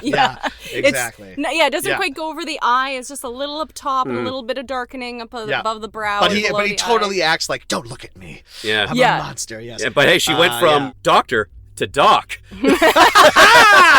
Jameson Rafter. Da-da-da-da-da. Uptown Slim Jim. Thanks. I was giving you a shout, giving you a hashtag. Thank you. So Will Hansey, is that what are we doing? Yeah, Beautiful. it was. So I was keeping up the cast list. So that's Gil Bellows, who is probably best remembered for the Shawshank Redemption. He plays like... is he the rockabilly guy? Yeah, he's the rockabilly guy who comes in and gets sniped. Right, whatever, okay. yeah. So he's sort of like the leader of... We can't call them the dwarves. The 7 dudes. Yeah. They were pretty... like, the 7 ruffians. who vary in height and vary in height. and age. There is one little person actor, I guess, as a acknowledgement to the story or what have you. There is Lars, who's like a nice old guy who immediately gets crushed by a tree. There's Gilbert, who is a priest who immediately gets buried in a cave-in. There's Rapey, of course. There's Scar. Who, they all have scars, but he has the worst scar. Yeah. And then there's just the fat, dumb guy who can only repeat things that other people are saying. I think the other interesting thing is they introduce them as people who hate royalty. Yeah. Because all of their scars and stuff, they say, come because they were punished by... The church. Punished by the church. Because they wouldn't fight in the Crusades or something. Yeah, they wouldn't fight in the Crusades. There was, I think, varying reasons for each of their scars. They don't go into each of them, but they just commonly say, like, Gil's dwarf, he says, like, yes, this scar was given to me by one of your so-called gentlemen. So I think it actually does go into, like, the royalty as well, where they're kind of being... Yeah, they basically introduced, and she's like, I'm a princess. It was like, ooh, that was the wrong thing to say, honey. And the guy whose name is literally Scars just sitting over in the corner, you see he has like half a face. It's all like, oh, poor me. Oh, I have like a little cut above my eye. Oh, isn't that so sad? Hey, Gil, tell us about your scar again. Tell us about how you got that. I really want to know. Yeah, he's just tired of everything. And the rest of them are kind of gone by the end of the movie, too. Like, they're there for a while. You know, they mourn the two that they lost together. Yeah, in the mine shaft for like a couple of minutes. Yeah. It was the only mourning we saw in that movie.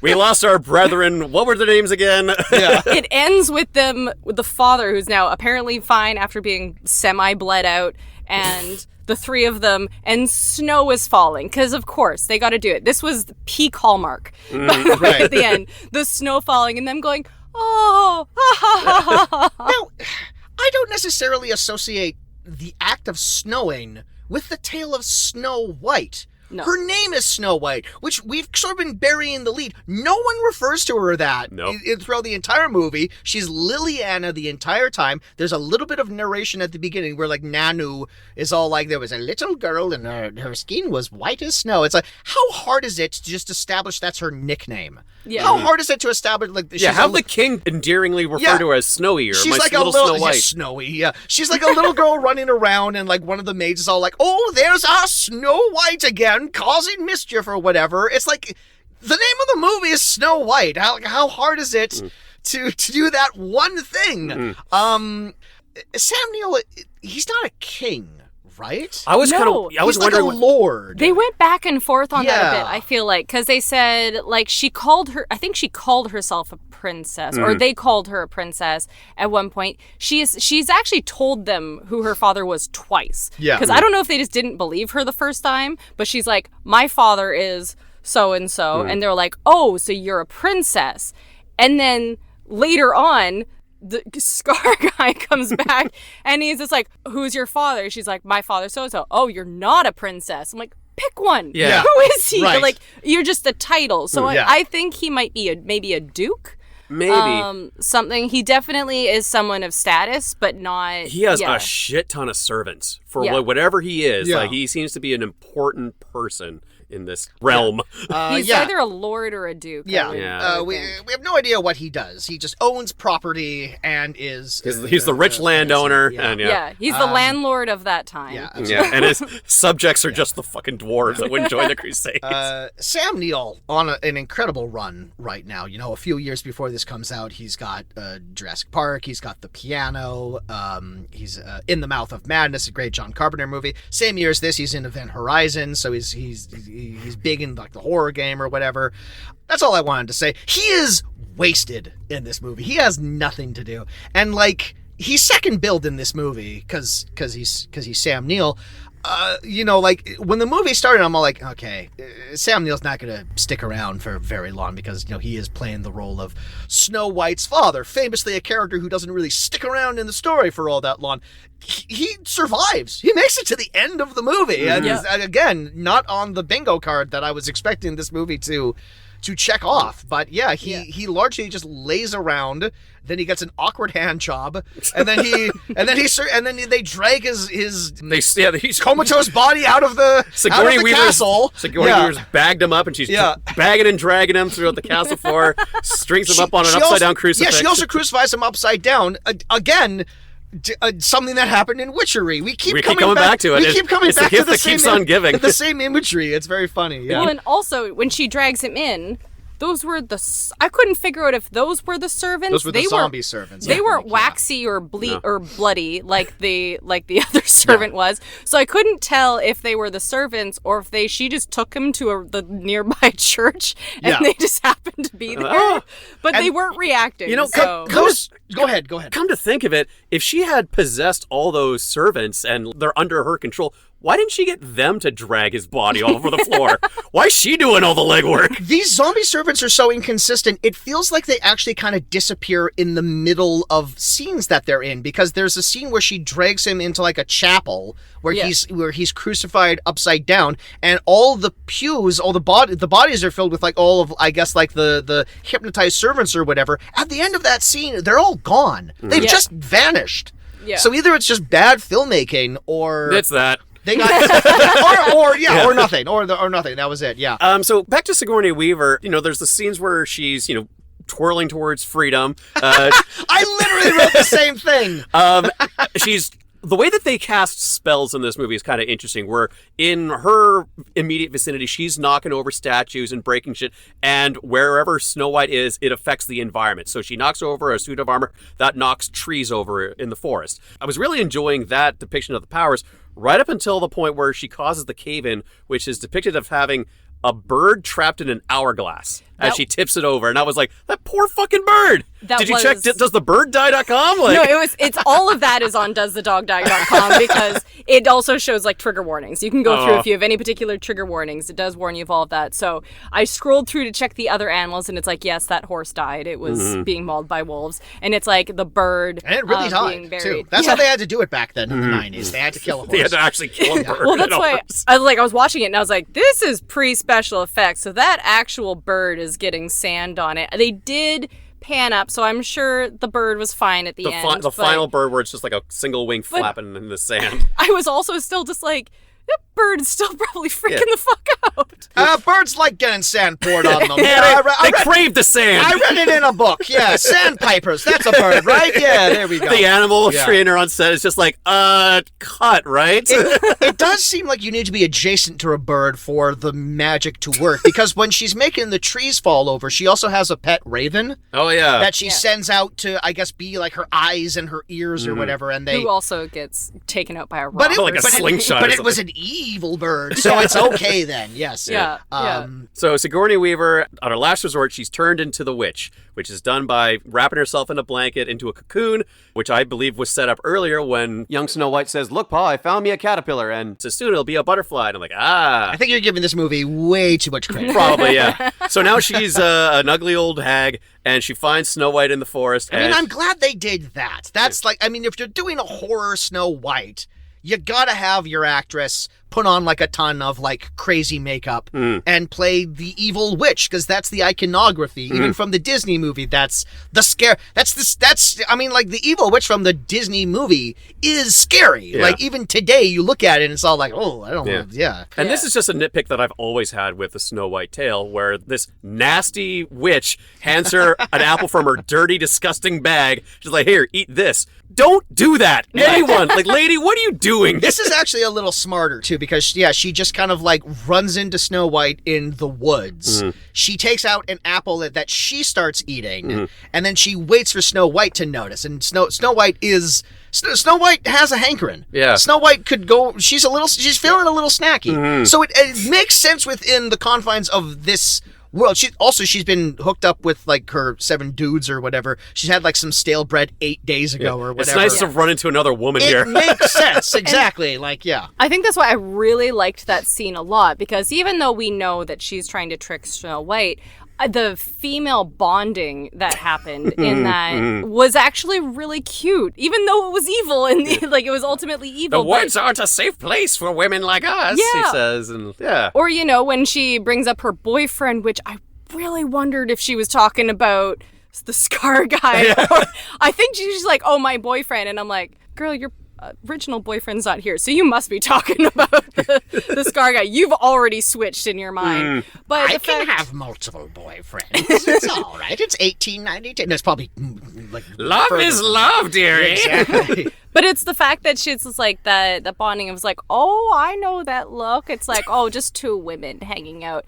And wait, have we established if this passes the Bechdel test? Yeah. Not in this scene. Not at all. No, not. But they do talk about more because they're talking about the apple. So they do, even though they do bring up a guy, they do. I think talk it does about other things. because they also have a pretty long conversation about, like, why don't you like me? Yeah. I mean, Sam Neill is kind of adjacent to that conversation because, like, well, I married your father and, we're never getting along. There's also the scene about the dress when she brings her the dress. So, so I think it does actually pass that test, which is very rare, especially for these kind of stories. So I don't know. There was something about that scene that her performance in it was really endearing to me. I really like how she brought forth that character because you could see the young person inside, but her movement, her Well, it's meant to convey trust. We as the audience know that this old crone is actually the evil queen, but Snow White, she's none the wiser.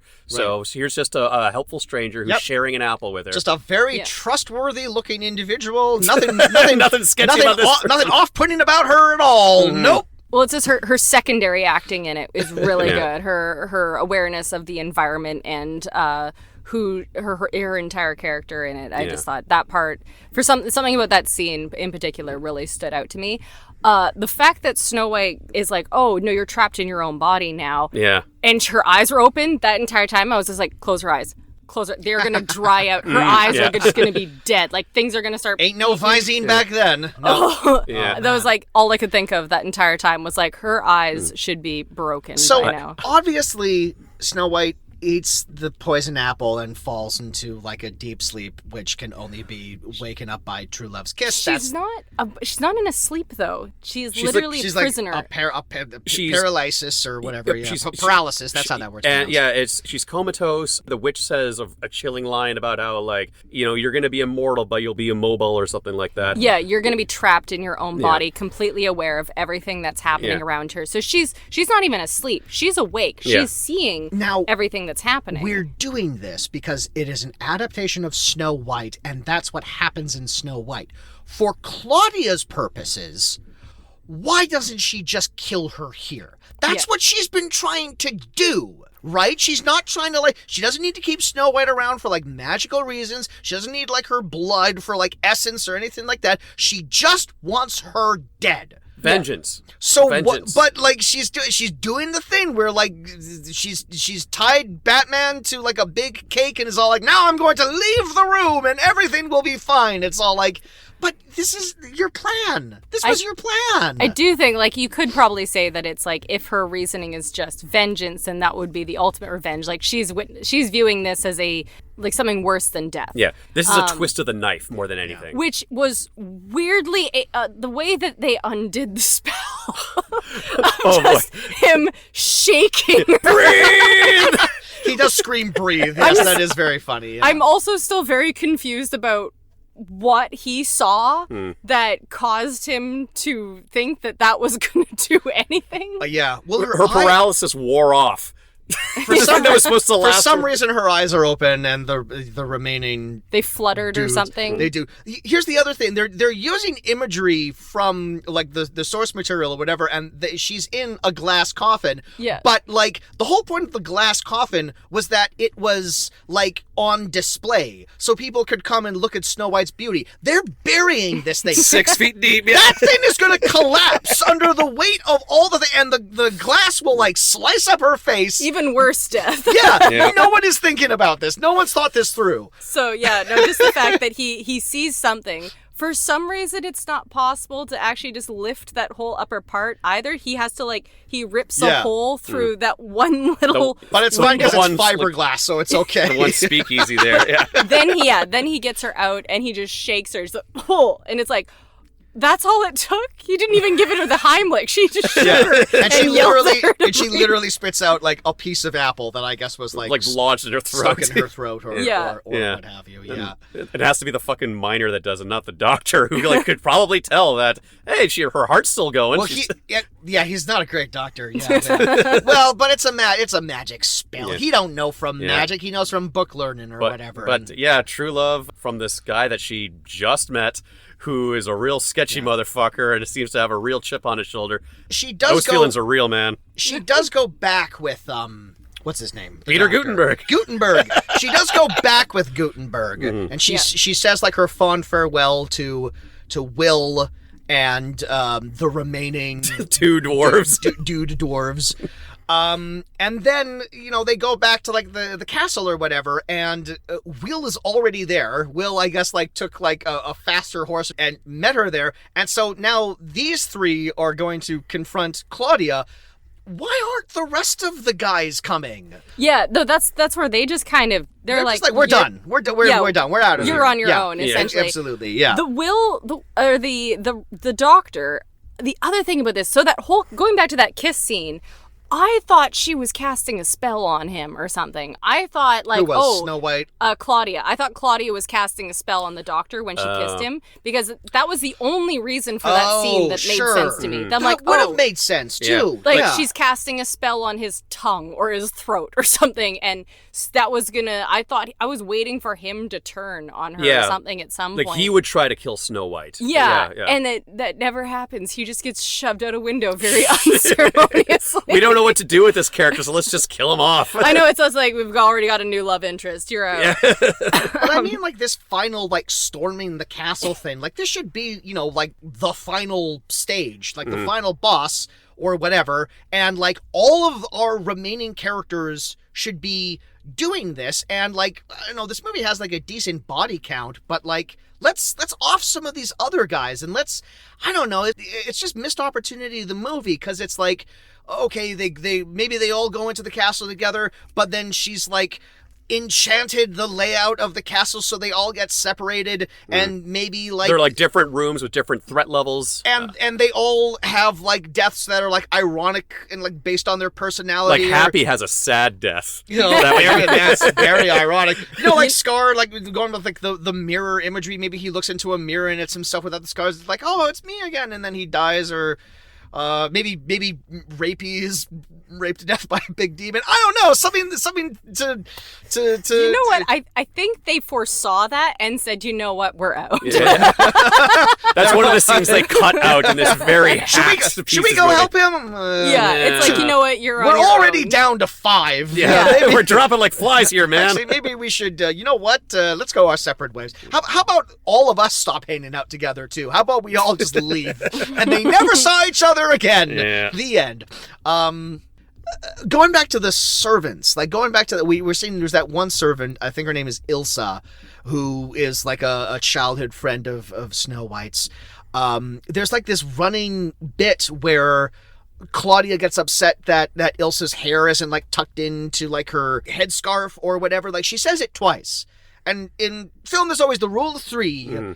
And like, at the end here, when like Claudia has turned into like Freddy Krueger, or like should this is what I would prefer it to be.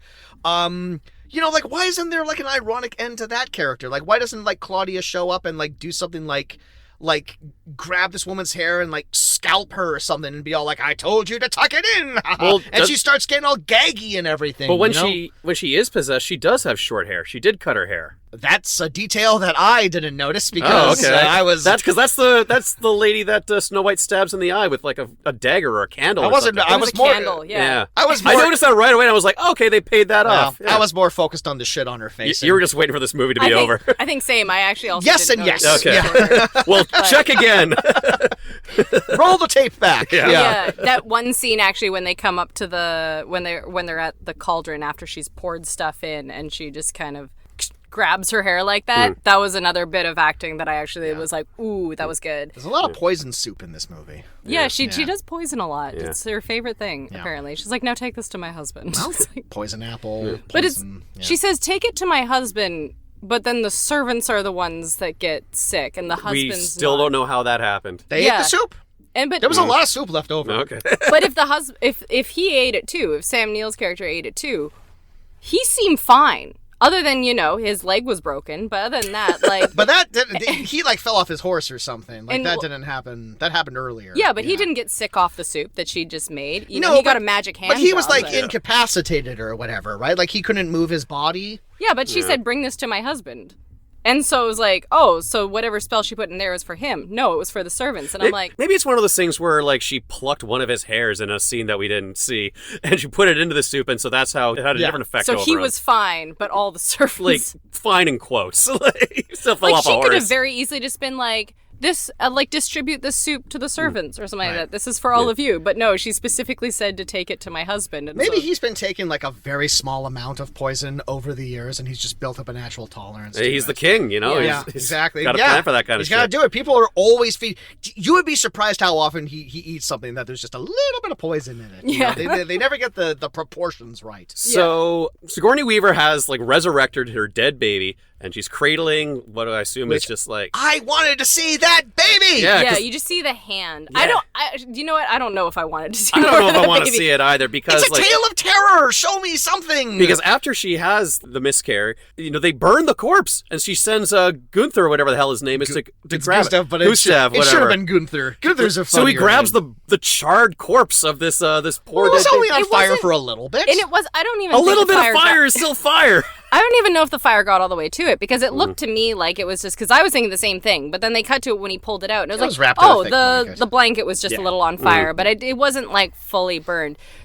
I'll be honest, when I saw that little hand stick out, I was like, I had flashbacks to Resurrection, to that weird frickin' alien-human hybrid Yeah. thing, that I was like, don't show it to me, because I don't need to see that again. But then they showed it a lot. Yeah. So. Well, they just showed the hand of the baby. No, I meant in Alien Oh, yeah. Resurrection. They showed that it thing, more that than thing's I all needed. over that movie. Yeah. Which I saw it more than I needed to. Yeah. That movie's very goopy. Yeah. Yeah. So Snow White starts a fire in Claudia's bedroom. It was very easy to start fires back then. I think we had that same revelation on Minotaur. Minotaur. Where all the torches are in, like, the rooms with all the drapes. Basically, you just have to, like, bump into one of those things, and all of a sudden, your entire palace is on fire. All your tapestries It was are very easy, yeah. are ablaze. Too many tapestries. Yeah. And she stabs the mirror. Sigourney Weaver falls into the fire, burns to death, as is customary for killing witches. The mirror shatters into her face, and we get some pretty decent makeup job on Sigourney Weaver's face, where her face is all bloody and covered in shards of glass. It's kind of the most graphic this movie gets. But yeah, she gets the fitting ending for an evil queen who earlier in the movie was quite a sympathetic character and kind of like turns evil on a dime, largely because she has the realization, oh yeah, I'm like the evil queen in Snow White, aren't I? It's because I have to do that now. It's because she asked Snow White to wear a dress that she liked to, like, her important birthday or whatever, and Snow White shows up in, like, a statement dress. I don't know if that necessarily was the catalyst. The movie seems to want to purport that that's what it was, but yeah. Well, I think it was her showing up like that, gaining everyone's attention while she was just singing, while it's supposed to be her moment. Yeah. And even her husband, like, ignores her and is just, she doesn't get any claps, it was just, musicians start. Like, she wasn't even finished her song. So it was just seemingly the stress of that and the anxiety of that caused her to spiral out and have this miscarriage. Look, it's hard to be a stepmom. But I don't know from experience, but are you sure? it's tough. I watched that movie, Stepmom. It wasn't easy for her. But it's even at the end of the character, I'd argue that they still, I feel like in some ways she was sympathetic through the whole thing, because that's where I feel like she was getting manipulated by the mirror. Like, there was a lot of moments where she kind of like slipped in and out in moments, and at the end, when the second they brought up her baby again, it was like, oh, that's what I need, that's what I want. And even when her hatred, presumably hatred or manipulated hatred towards Snow White is still there. The second she hears her baby, that is her first priority. Yeah. So I think even by the end, she's a sympathetic character. And so, I definitely saw where she was coming from, and I was definitely not 100% on board with what Snow White, how she was feeling, how she was behaving in front of, this perfectly nice new stepmom. But she's a teenager, and she's still in mourning for her mother's death, and it's a difficult situation for everyone to be in. Sure. Is she? I mean, she never knew her mom. No. No, So- she never knew her mom, no. So- But, I mean, I don't know. You can't, quantify how someone's going to feel about the situation. I mean, She you just could got a leave it bad as- vibe from Sigourney Weaver. You could leave it as she's a teenager. Yeah. But she had tons of time to get over she did. that. By the time she's adult Snow White, or I guess late teen Snow White, yeah, she maybe could have found more common ground with Claudia. I mean, Claudia does, when she's a child, Claudia does literally give her a puppy, and then later on in the same day, she throws a cup of wine in her face. So Snow White has one moment where she tries to sympathize with Claudia's character right after she lost her child, where she tries to come in where and it's say, kind of sorry, maybe, but Little too late. Too late. I'm going to be evil now. and now the rest of it, Snow was actually probably one of the least likable characters in the film. and that includes a rapist in this movie. Nah, he's pretty No, he's the worst. He's pretty Yeah, bad. no, definitely the worst. But yeah, he survives to the end of the movie. Again, Yeah, the dwarves expel him from their order. Figure out the thing. Yeah, exactly. Yeah. Yeah. Here's the other thing is look, obviously the source material refers to them as dwarves. Obviously, modern day sensibilities, the little people community find the name dwarf offensive now. When we refer to dwarves, we're kind of sort of referring to the mythical character of dwarves from Lord of the Rings and everything like that. So we're not really referring to them as humans necessarily, but if this is a horror Snow White, and they just made the dwarves in quotes, just 7 regular dudes, why not make them creatures? Why not make them monsters in the deep wood or something like that? And then Snow White goes to fight the evil queen with her army of mythical creatures or something. because they had to have one be the love interest. That's right. Yeah. Well, but he could be the one handsome one. The one handsome the monster. leader. Yeah, like Goliath from Gargoyles. Yeah, he's the one. He's the monster who's DTF. Is what you want. Yeah. And then True Love's kiss turns him human, or I don't know, some shit like that. I don't know. But Or turns her monster. yeah. Go the Shrek route. There you go. Well, That's something. pre-Shrek, beat Shrek to its own game. Yeah. And then it'd be this is all good. now Snow White's exterior matches her interior because she's just a.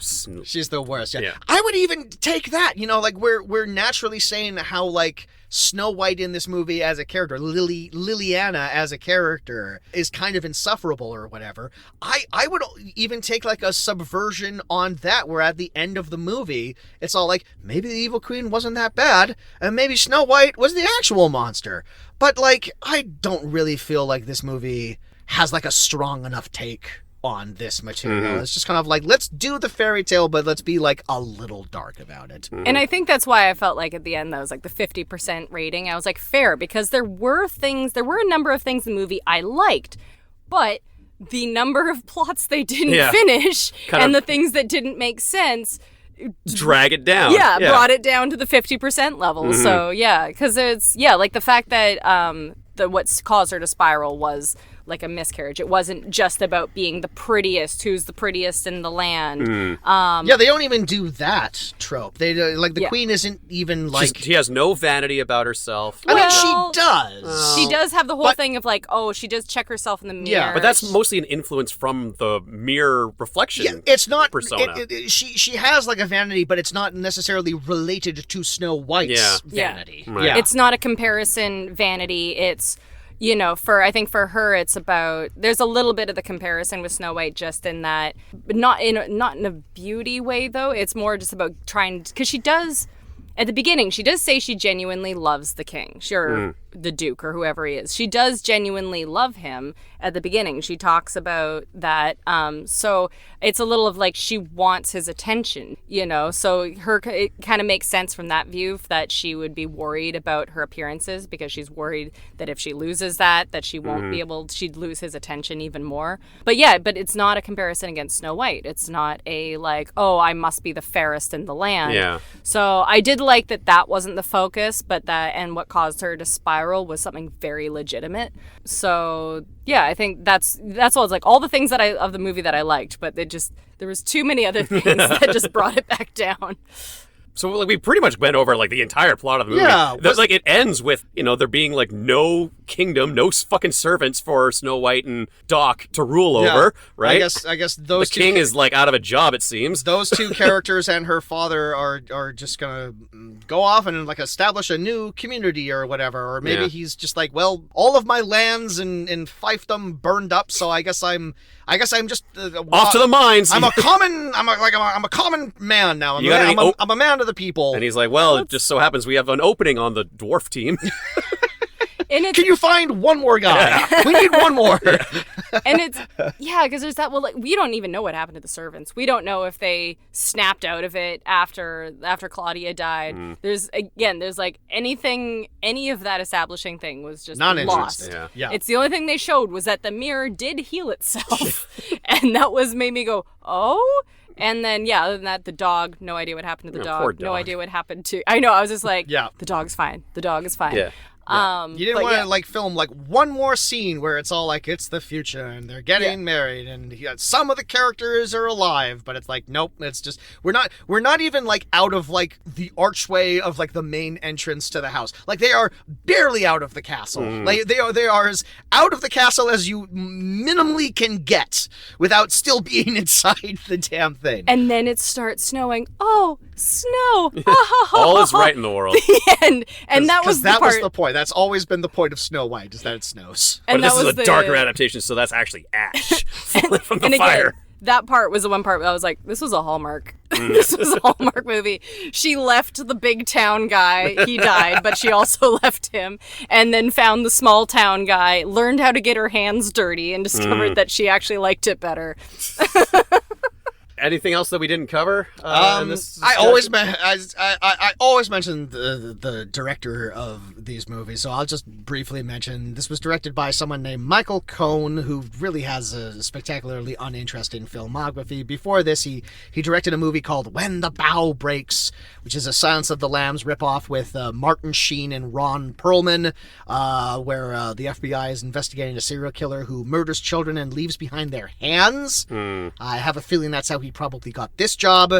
He has made nothing else of any interest. Also mentioned Snow White herself is played by Monica Keena, who is also a bit of a minor scream queen in her own right, because she went on to be the final girl of Freddy vs. Jason. Oh, okay. Yeah. This role apparently was originally written for Alicia Silverstone, who would have been hot off of Clueless at the time. So this is the same year she was in Batman and Robin, so lateral move being in this? Hard to say. Yeah.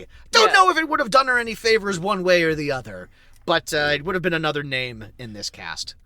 Two brief things that I want to bring up that happened in this movie. The night that Sam Neill and Sigourney Weaver are going to consummate their marriage or whatever. What was the deal with that? My God. Where everyone is like throwing like essence and oil and just like splashing a little bit of stuff on their bed. Like the bedroom is full of people taking turns throwing something onto the bed as like a blessing or whatever. But I'm just like, those sheets are going to be soaked and they're going to be dirty. This would get me in the mood. They're all throwing like small cups of wine on the bed. Yeah, they're waiting to like consummate their marriage. You know, like back They're very in the much naked. Yeah, they're having a John Lennon style like sit-in or whateber that was that she did with Yoko Ono. They did weird shit like that back in the day. Like famously, like after like a marriage was consummated, someone would come and like Witness. They would witness, but a voyeur, perhaps. They would show like they would like grab like the sheets of the bed and they would show like the blood where like the woman's hymen was broken or whatever.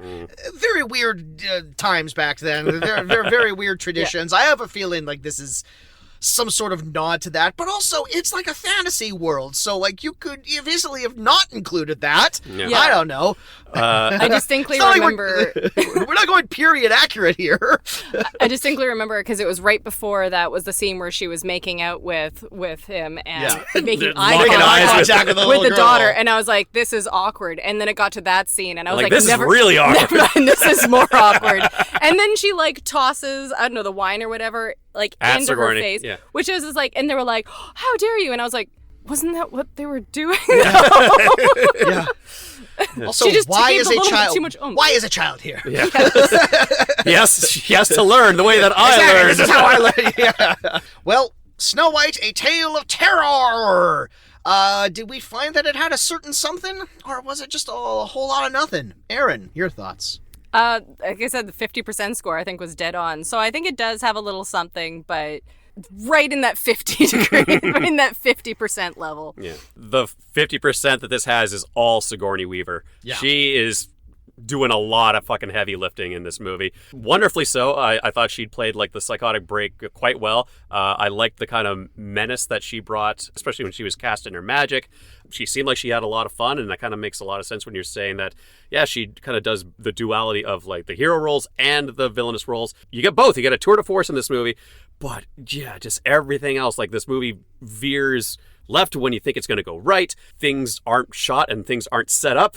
It's everything that's not Sigourney Weaver just doesn't work. Yeah. I think I said everything I wanted to say in the episode. I mean, like, I'm a sick, twisted puppy. I like vile, disgusting shit.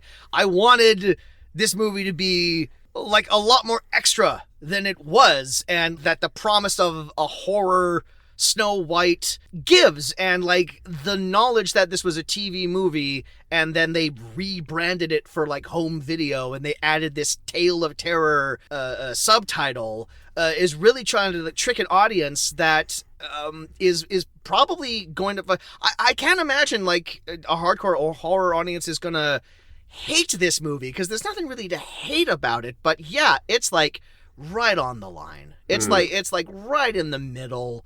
Yeah, the stuff that it does well is certainly interesting, and yeah, I completely agree with you that Sigourney is just killing it all throughout this. But yeah, I was fairly disappointed by this, unfortunately. Yeah. Well, that's it for our Halloween this year. Ended on a low note. We love to end on a high point for these episodes. On a whimper, not a scream or whatever. Erin, thanks for coming back. Thanks so much for having me. Yeah. You're a very busy person. We going to Twitch cons and everything. We really had to like narrow down like a very specific date to get you in here.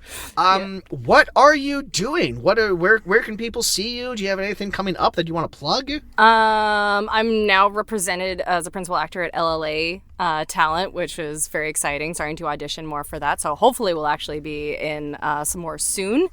And yeah, Twitch, I stream on Twitch 3 nights a week at Terran Rogue on Twitch. Monday I do Sunday nights, Wednesday nights, Friday nights, play horror games on the weekends, challenge games on the Wednesdays, and story heavy games on the Sunday nights now. Also taking acting classes with Erin Boys, who is just absolutely amazing. Another, speaking of like female actors who are just absolutely phenomenal, she is amazing. She is also actually kind of a scream queen herself. She does a lot of horror. She actually produces and directs a lot of horror herself as well, putting that out there. Because we did the Run and Gun, and that we did... She's done a number of those that are on the horror level, and she was in Longlegs. Oh yeah, really? It's just a minor character, but she knows a lot of the people that were filming there, so she got to be there the whole time, working on that film and watching the filming of it. Cool. And she was also in I Am the Pretty Thing That Lives in the House on Netflix. The earlier film from Osgood Perkins. Yeah. So she was in that as I believe it was the young version of her. That was on there of one of the characters, and yeah, she's just an absolute phenomenal actor. She's got a BA in psychology and is a certified life coach, and just her style of coaching. I became her assistant just recently, and it's been being able to be that much closer to her on a consistent level and learning from her on a regular basis. She's been my coach for 6 years now. But she's in It's a Wonderful Knife, which is a very fun movie. It's on Shudder right now. You can check that out. Yeah. Cool. She does a lot of horror, and so we just wrapped up scene study to film. We just wrapped up that. We've got more scene study classes starting on September, or on the end of the month on the 28th. We start more scene study, so just jumping right into that, I actually did a scene for Longlegs for our scene study to film. Got to have access to that script and read the whole script. Were you Longlegs? No, it was the main character Lee that I got to play, but I actually hadn't seen the film yet, so it was very interesting because it was my first experience reading through a whole script before I'll see the movie, and I still haven't seen it yet. I'm going to. But you have that exposure first. Yeah. I find that's always interesting. Yeah, it's really interesting to, especially that script, I feel like, to read it before. That would be fascinating. I would love to know how the character of Longlegs reads on the script compared to the performance that Nicolas Cage gives in the movie. I wonder how different it is. I'm trying to, I haven't seen the movie yet, so I don't have any comparisons so far, but he's on a different planet. He's on a completely different universe. The way it's written, I feel like I can see in my mind how he would do it really well. Right away, one of the early lines where he goes, "Oh, looks like I've got my long legs on," and so I'm like, that's interesting. The way that the writer did it, one thing I found really funny is that every single time that there was probably what was going to be a drone shot above of a car going down the road, every single time that was set up like that, the shot was described as it's seen from above as if by some terrible unseeable bird. Just repeated throughout the script to the point, and I told my chat this, and one of them renamed themselves on there to Terrible Unseeable Bird. That's a good title. Yeah. So, but yeah, it's been really fun. So yeah, it's all the things have been very busy, but all good things. So, and then I also do graphic design, so that's like my other job. Hey, it's good to be busy. It's true. Yeah. It's true. Awesome, incredible stuff. Well, there we are. Yeah, oh, that's it for our for Halloween this year. That's it for Nothing Spookies. Did we learn anything about Scream Queens throughout this entire series? Any quick things that we might have learned? I'll just like repeat like the thing that I've always said about the horror genre is that it very often gives female actors some of like the most range to play. And like talking about like Sigourney Weaver getting nominated for Aliens and everything, what a cool nomination that is.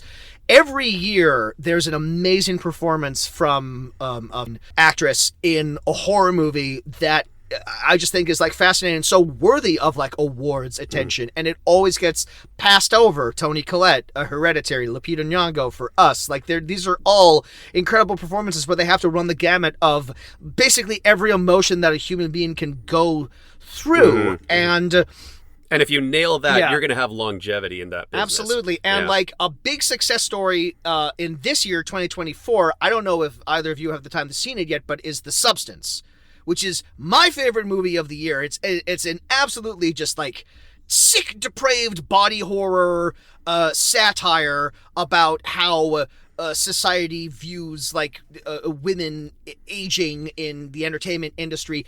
Demi Moore gives the performance of her career. If she doesn't get nominated for an Oscar, like I'm just gonna throw my hands up and just be like, that's it. I give up. I give up on cinema. I give up on everything. I feel like they just don't even look at the Oscars. The Oscars never really. I never do. To that. But the Screen Guild Awards sometimes will actually pick those up because that's actually being nominated by your fellow actors, and some of them will actually pay attention to that a lot more than you will see it. Like just the fact that even the Emmys, the fact that The Bear is winning for comedy. I love The Bear. It's amazing performances.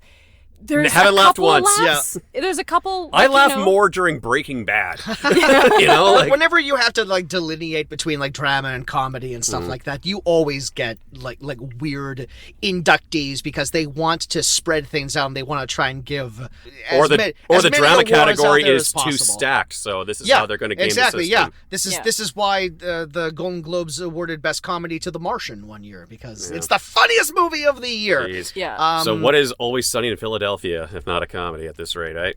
Yeah. It is. It's a very funny show. Not according to the Emmys. Oh. Yeah. Is that... Wait, what? They've never won an Emmy.